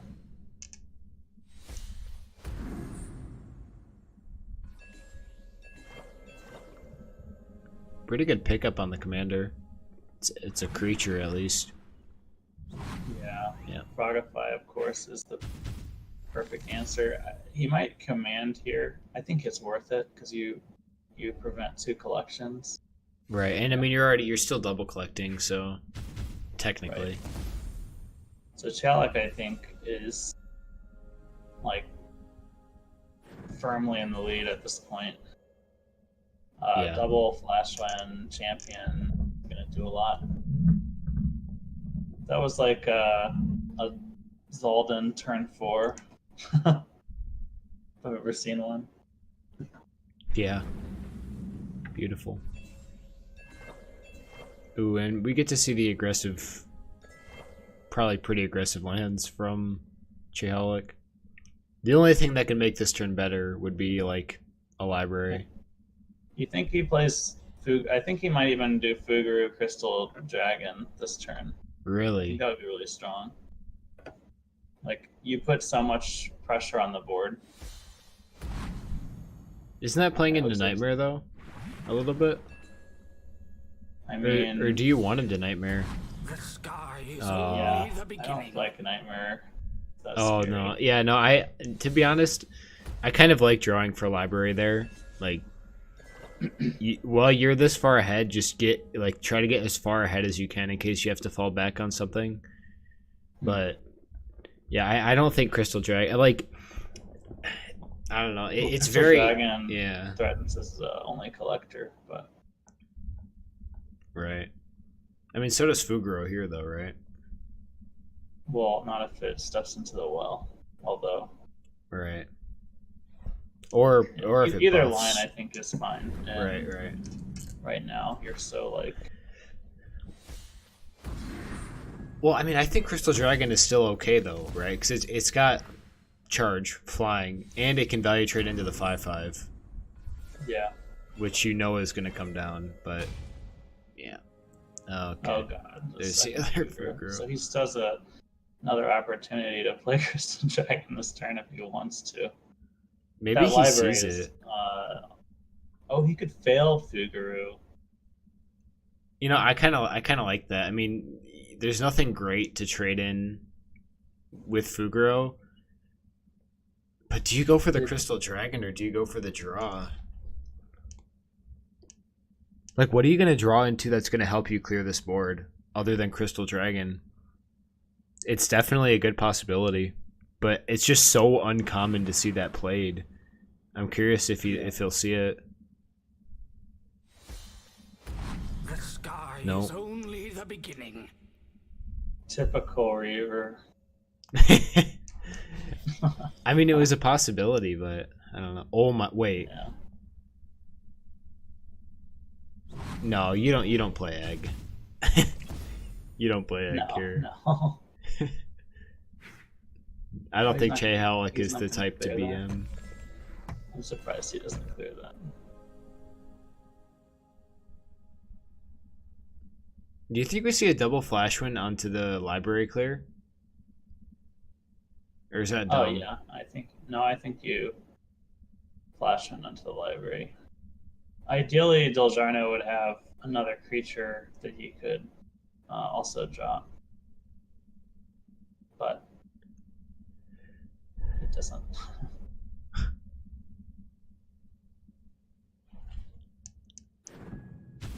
I'm thinking double Soul Drain on the 3/3, which is just not great at all. No, this is a really weak hand. Yeah. Windborn Champion would be really great right now. Or even Manta Rider, because he had the Sky Captain, so it would have been able to value trade.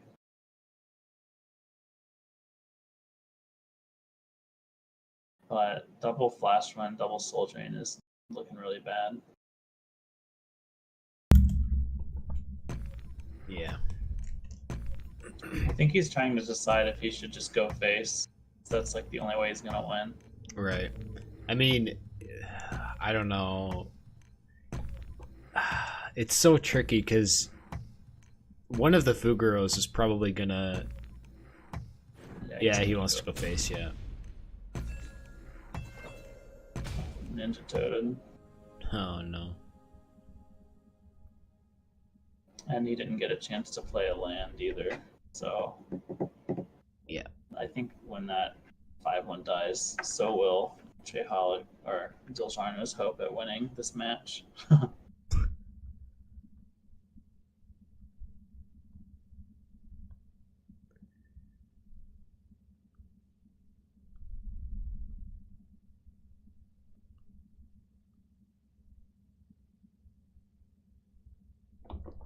I wouldn't mind seeing Egg played. He could. And full clear. With the Ninja Toad on the 5/1. I disagree. But I don't know, like, We know you could just go face for 6. Oh. Okay. ChaeHolic with superior Tactox.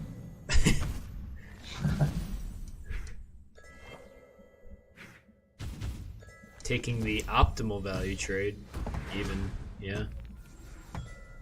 Well done. That Nightmare is not going to be doing much.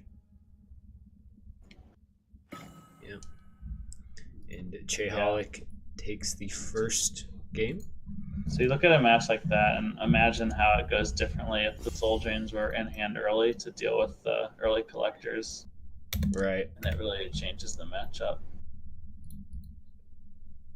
Yep. So what do you think he brings? Is he just gonna switch to his other flyers list?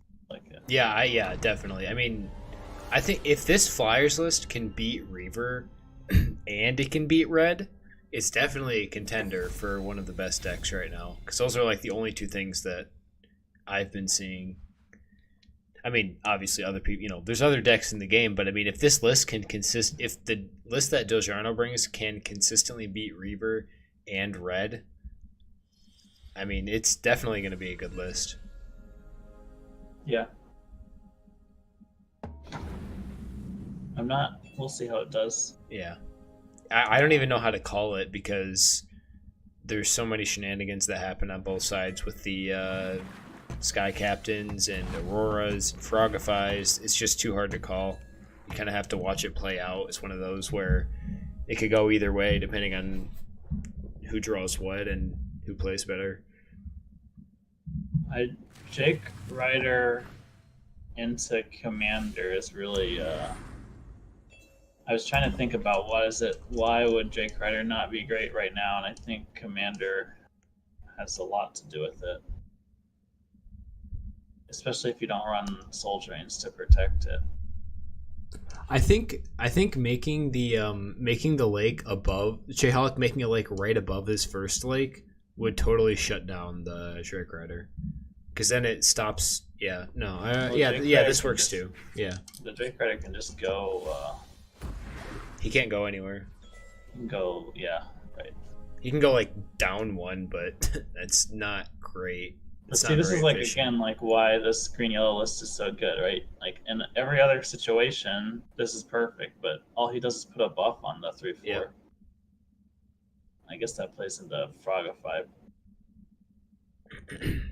I mean, I'm thinking forest left, like top left, and then like Drake Rider goes to collect, and then just Tiki Caretaker out of range of the 4/2 in the top left.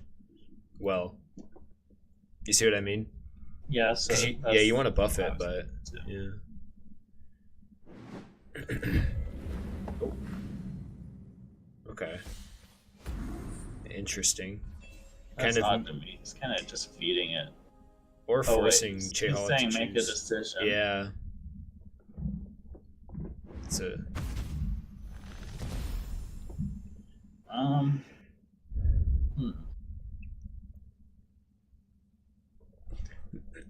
I mean, you can just build towards Fugaro, right? Pretty happy with that.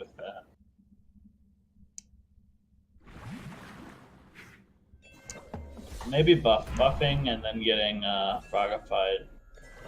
Well, it's not even that much of a punish because the Frogify, that's 7 Faeria to kill, 7 Faeria worth of cards.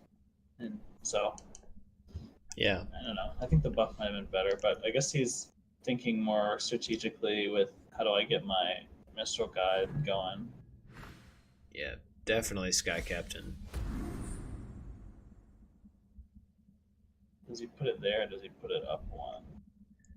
If he puts it there, that's really risky. Yeah, that's much better, I think. Ooh. Nice pickup for the Leia. Yeah. Oh, God. Oh, boy, here comes the library. Here it comes. Yeah.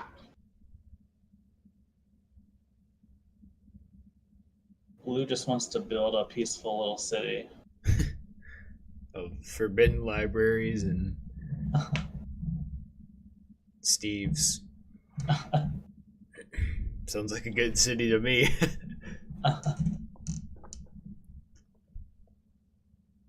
I think ChaeHolic is deciding if he wants to build it or build the lake on the right side and threaten the 2/4 or on the left, yeah. He opts to not put it on the neutral. We can't neutral, right? Because he has to. Well, no, he could have put a library on the neutral, but. Oh, right. Yeah. I think he's worried about the tower. Right. Yeah, the statue, yeah. But I don't think Dilgarno runs that in this list. I don't think he has room with all the buffs.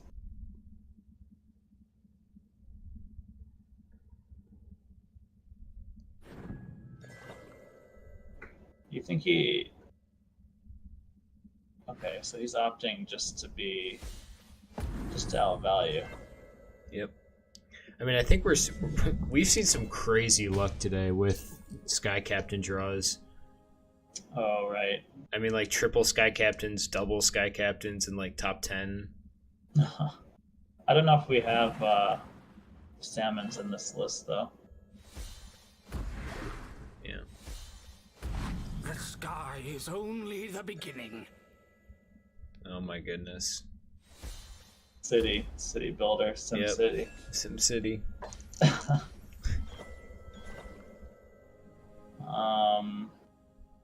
Pretty good I don't pickup. like Dilgarno's position right here. No, I don't. I mean, he's collecting, but like, where is that Drake Rider gonna go? At this point, he's almost forced into some sort of like turtle mode, right? Yeah, and you don't want to so do that that. Flash Diamond can clear one of the libraries. Which I think he does, right? Or does he? Well, you at least step the 4/4 back one. You definitely step the 4/4 back, the Minstrel Guide. But I think clearing the library is good to cycle. Yeah. And I mean, maybe you play the Drake Rider, but maybe you play the Flash Salmon and then just play the Drake Rider like on the right side and go like double collect or something. I don't know. Maybe the Emissary works as well, but yeah. Probably not gonna see the Flash Salmon clear on the library. So that means he is thinking he'll just win. He's not going to win a value game now. There's no way. No. So he's got to turtle and find a way to make it impossible for ChaeHolic to get his Steve-O combo out. Yep. Which ChaeHolic has a really bad hand for that plan right now. Of course, he's drawing a lot, so he should. I think he'll probably double neutral and get an aggressive land. Yeah, I like that. I like the aggressive Water Ellie. Or not the aggressive Water Ellie, but like a double neutral into Water Ellie, yeah. Ooh. I don't know if I want. I think. What's the point of double collecting right now? Yeah, I think you definitely need to start pushing face. I mean, you could even or set those lands up, right? Yeah, exactly. I mean, you're just not gonna break through Dilgarno, like his wall. Like, you need to be pushing here, I think. Like these lands aren't gonna do anything at all this game. Yeah, I mean, I guess he's kind of securing. Yeah, I don't know. I don't know what the plan is with the Right. over there. He's got Mythmaker next turn, but 3/5 is gonna move out of range. Unless the 4/2 procs, but then you just move the Emissary in front of your face.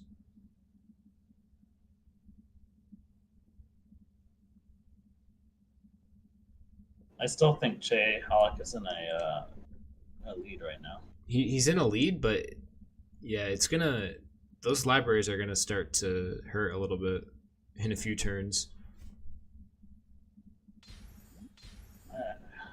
He has a lot of turns to deal with that. Right. I mean, he could, if it comes down to it, he could just command his own library for some more longevity. Yeah. He thought he'd play his Fuguru.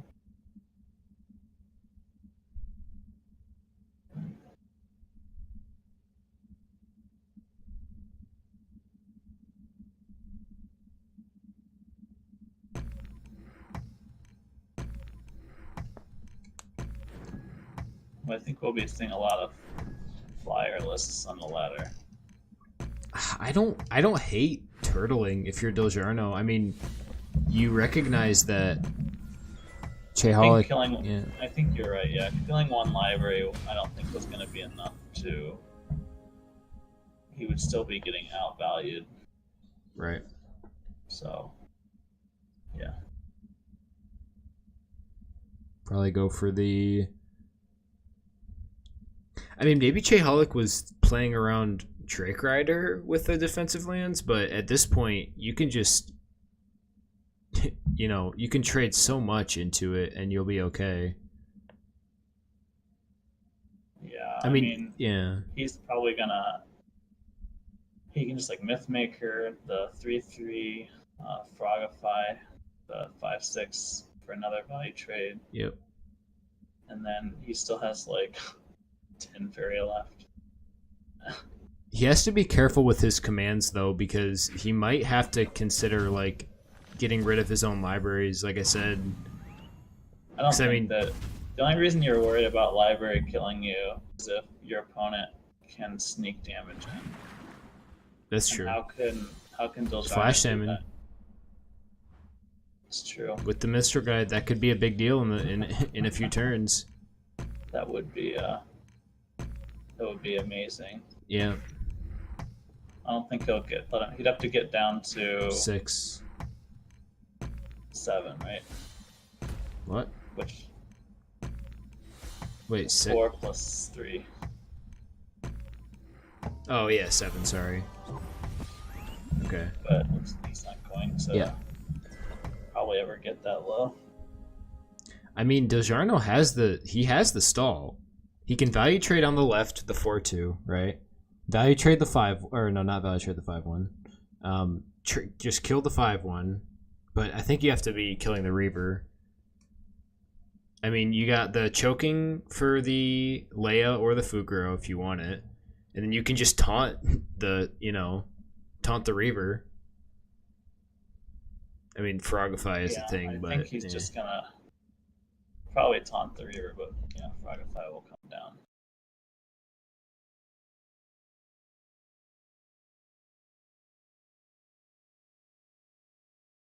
It's just gonna be a lot. Like every turn, there's gonna be like 2 or 3 creatures coming down.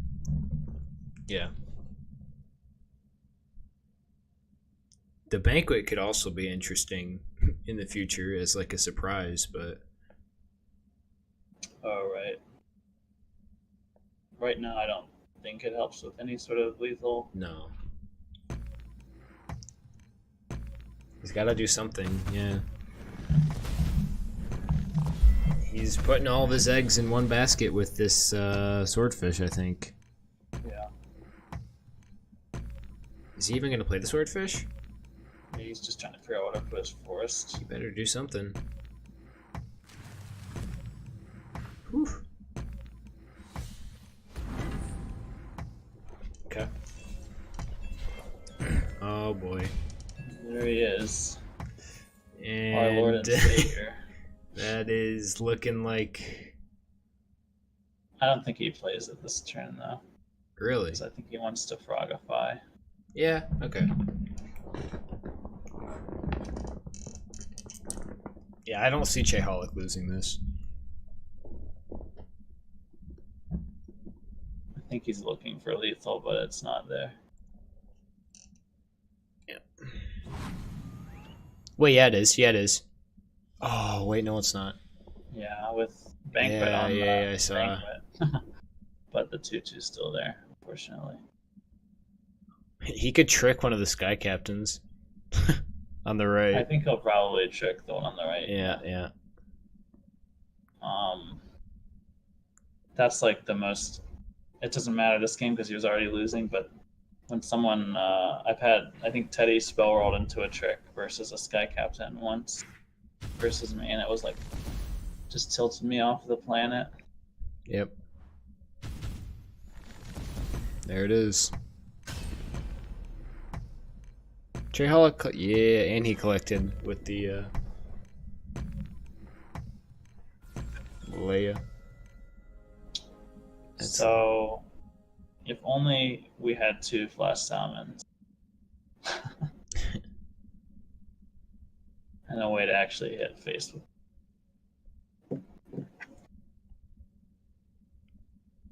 I mean, yeah, Nightmare. Drawing into Nightmare doesn't really matter here, but probably gonna see the Swordfish come down. And then we might see depending on where the Swordfish shows up, a Triton Banquet lethal. Actually, wherever the Swordfish goes, there will be a Triton Banquet lethal. So, or Aurora. We'll see how Che wants to end the game.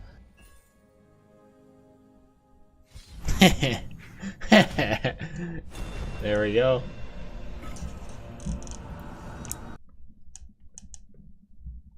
And ChaeHolic up 2-0 on Dilgarno. See if he can make something happen against this Reaver list. Someone's gonna have to crack the code against Reaver eventually, right? Yeah, this isn't the list to do it though. whether it's a player or if it's Abercam, someone's gonna have to crack the code.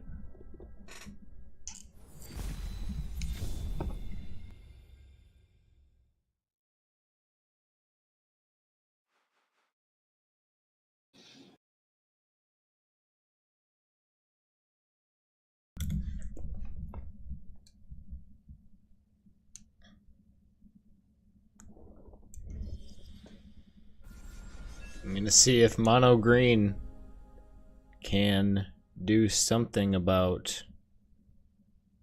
this Reaver list. It looks like it's a really greedy Mono Green. It might even be a Tree of Everlife deck. Oh boy. Okay, I'm excited. Now this is epic. So I just got the lore for Bannon. You know, the new Bannon card. Yeah. Apparently, Emperor Chaos and Bannon are lovers. Oh. I see the Cistern come off of the spell roll. Very, very beautiful spell roll, by the way. The Herald. Did you just spell roll into Herald Library? No, Herald and Cistern, yeah. But, yeah. Cistern's surprisingly like a really good target for spell roll, right? It's like you never play it, but if you get an early Cistern, it's usually really good. Beautiful Herald and double library with the Cistern. I don't know what to say. The Faeria, there will be much of it. And Dilgarno slowly building towards that Kaios, which I'm sure he is very anxious to get down. Feed the Forest just feels so lackluster. In comparison to the double library, it's going to be coming down in a few turns. Yeah.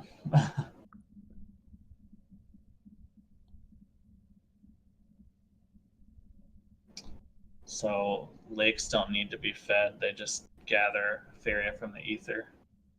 Yeah,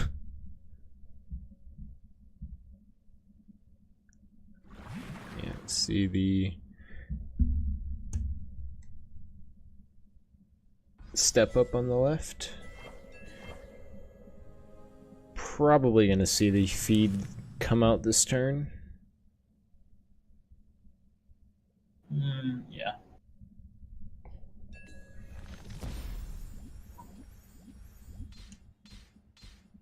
That's really good, actually. Yeah, clear that and oh boy, 17 Faeria. Yep. That's a lot of Faeria. I think I suspect we're gonna see a Ulani's medallion this game. Yeah, I mean, why not? Right? I mean, honestly, it would be a good way to get lethal because blue, like theoretically, blue doesn't do great against green, like stat wise. So could be interesting, yeah. Emperor will be awkward here for ChaeHolic to deal with. Yep. Because he's not playing this match as if he has to worry about like a late game. So as soon as Emperor comes down, that'll kind of change. Looks like Dilgarno is choosing to wait. Play the Emperor though. Ooh. Because he drew instead of playing another forest. See the third library from ChaeHolic in his top 10 cards. Unfortunately for Dilgarno, there is a Frogify in hand. Yeah. I guess there's always going to be a Frogify with libraries in play. Yep. So Dilgarno is questioning his decision to play Emperor Kaios. I think he's in another situation where he feels like his only way to win this is turtle, but that's like almost never successful versus Reaver. Not against Frogify, yeah. When you're playing blue, there's always going to be some shenanigans with transforming or controlling or doing something to your opponent. So, very, very tough matchup to deal with, blue is. Yeah.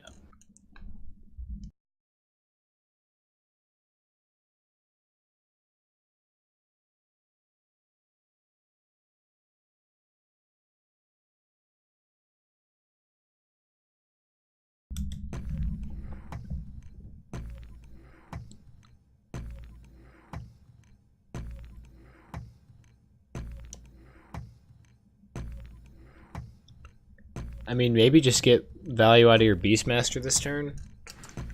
Yeah. Maybe Dilgarno is... Oh, he's baiting out the Frogify. That's really smart. Uh-oh. Yep. Wow. Oh, boy. He's got a lot of... Let's roll... okay. And the Banquet on the... I wonder how big the Azure Wisp will get this game. Depends on how in control ChaeHolic is going to be. Because, I mean, ChaeHolic has a lot of Faeria, but the board is pretty even here. Yeah. Technically. Yeah, technically.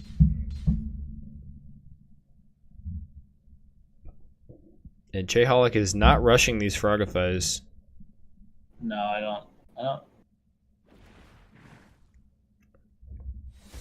I mean, if you can clear it with your creatures, right? like if you can clear it, then, you know, why Frogify?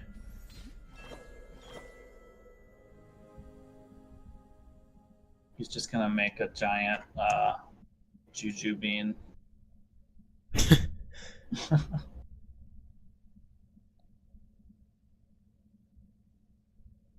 What a troll card. Look at Azure Wisp. Like, look at the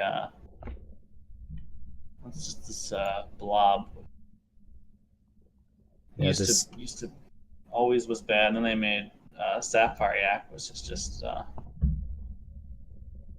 essentially a better version, if you will. Yeah.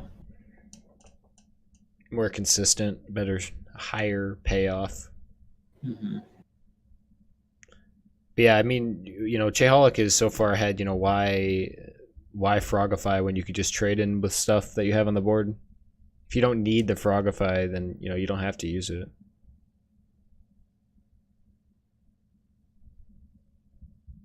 You're also, you know, eventually in a deck right. like this, there will be Oakling potential. I wonder if he knows that the Emperor is in the deck.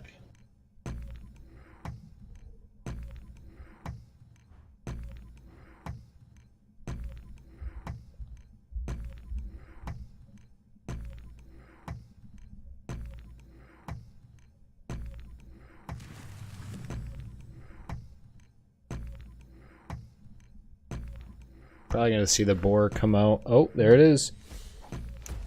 Welcome to my realm.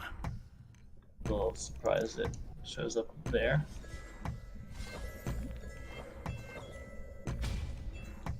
Oh my goodness.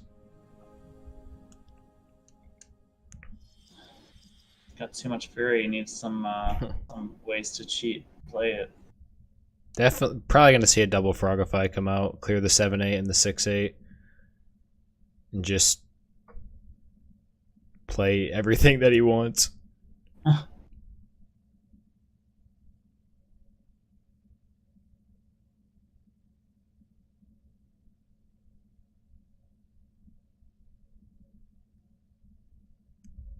Lake on the face. I'm gonna put Piranha goes on that. Yep.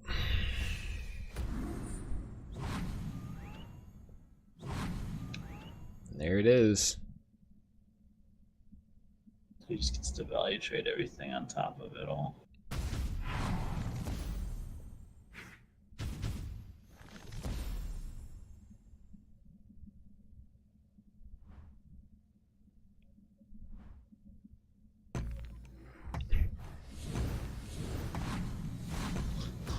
Oh my gosh.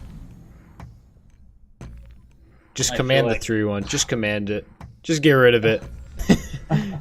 No.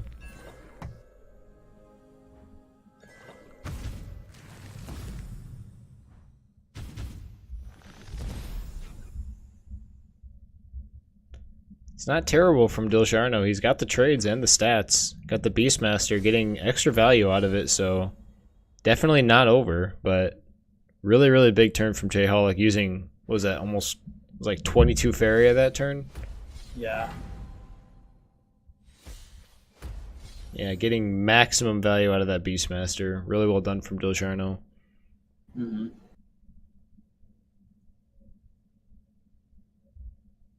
So ChaeHolic has a pretty efficient way to clear the boar and the Beastmaster. Oh, and he procs. Uh-oh.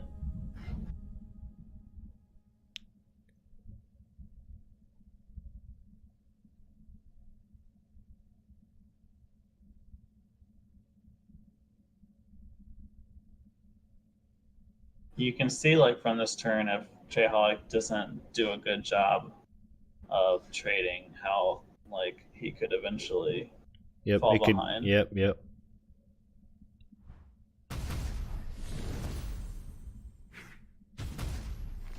I think There the it is. 4/4 just hits into the 1/7. Yeah, I like that. Maybe he even plays another lake. Throws the, like, Dreamreaver Radiance down.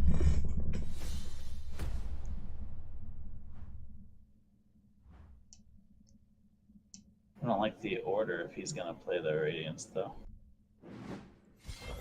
Yeah, me neither.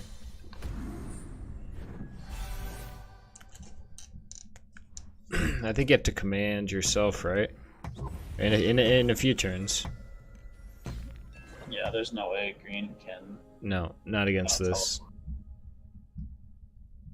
I mean, there's no way for him to, like, sneak in face damage you don't have to worry about. Right.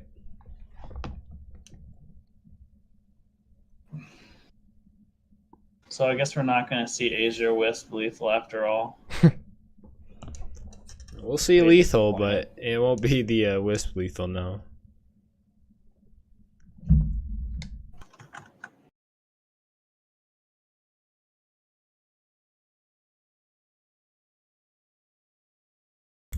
Looks like ChaeHolic will be taking a pretty convincing victory here.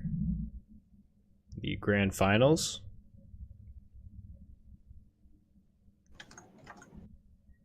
With not much else for Dilgarno to do. No real answer to Blue Reaver pretty much at all this tournament. Seems like it's done very well, as it has been on the ladder. Yeah. And with that, ChaeHolic will take a 3-0 victory over Dilgarno. Congrats to both players for making it this far. ChaeHolic with the victory, and Dilgarno coming in second. Before we go, a few announcements. Thank you for everybody that came out and watched, and thank you to dekoNut who casted with me today. And just kind of as an announcement, I do like co-casting with people. So if you, well, I'll try to like rotate with people if they want to do it with me, or if they want to do it on their own and then combine at the end for the 3rd and 4th place in grand finals match. But just to kind of throw that out there, I saw some people were interested in that, and I'm definitely interested in that as well. But thank you for anybody that followed, and to all the players that came out and played. Greatly appreciate that. I mean, they're the ones that make it a tournament anyways. And if you haven't seen in the chat, I have my Nightbot going. The CrogCast is going to be on next Thursday at 9 Eastern Time. And that's hosted by dekoNut as well, and Scorch and matrien. Also, great content creators. So make sure to check them out if you haven't already. Thanks for watching, and we'll see you guys probably next Thursday. Peace.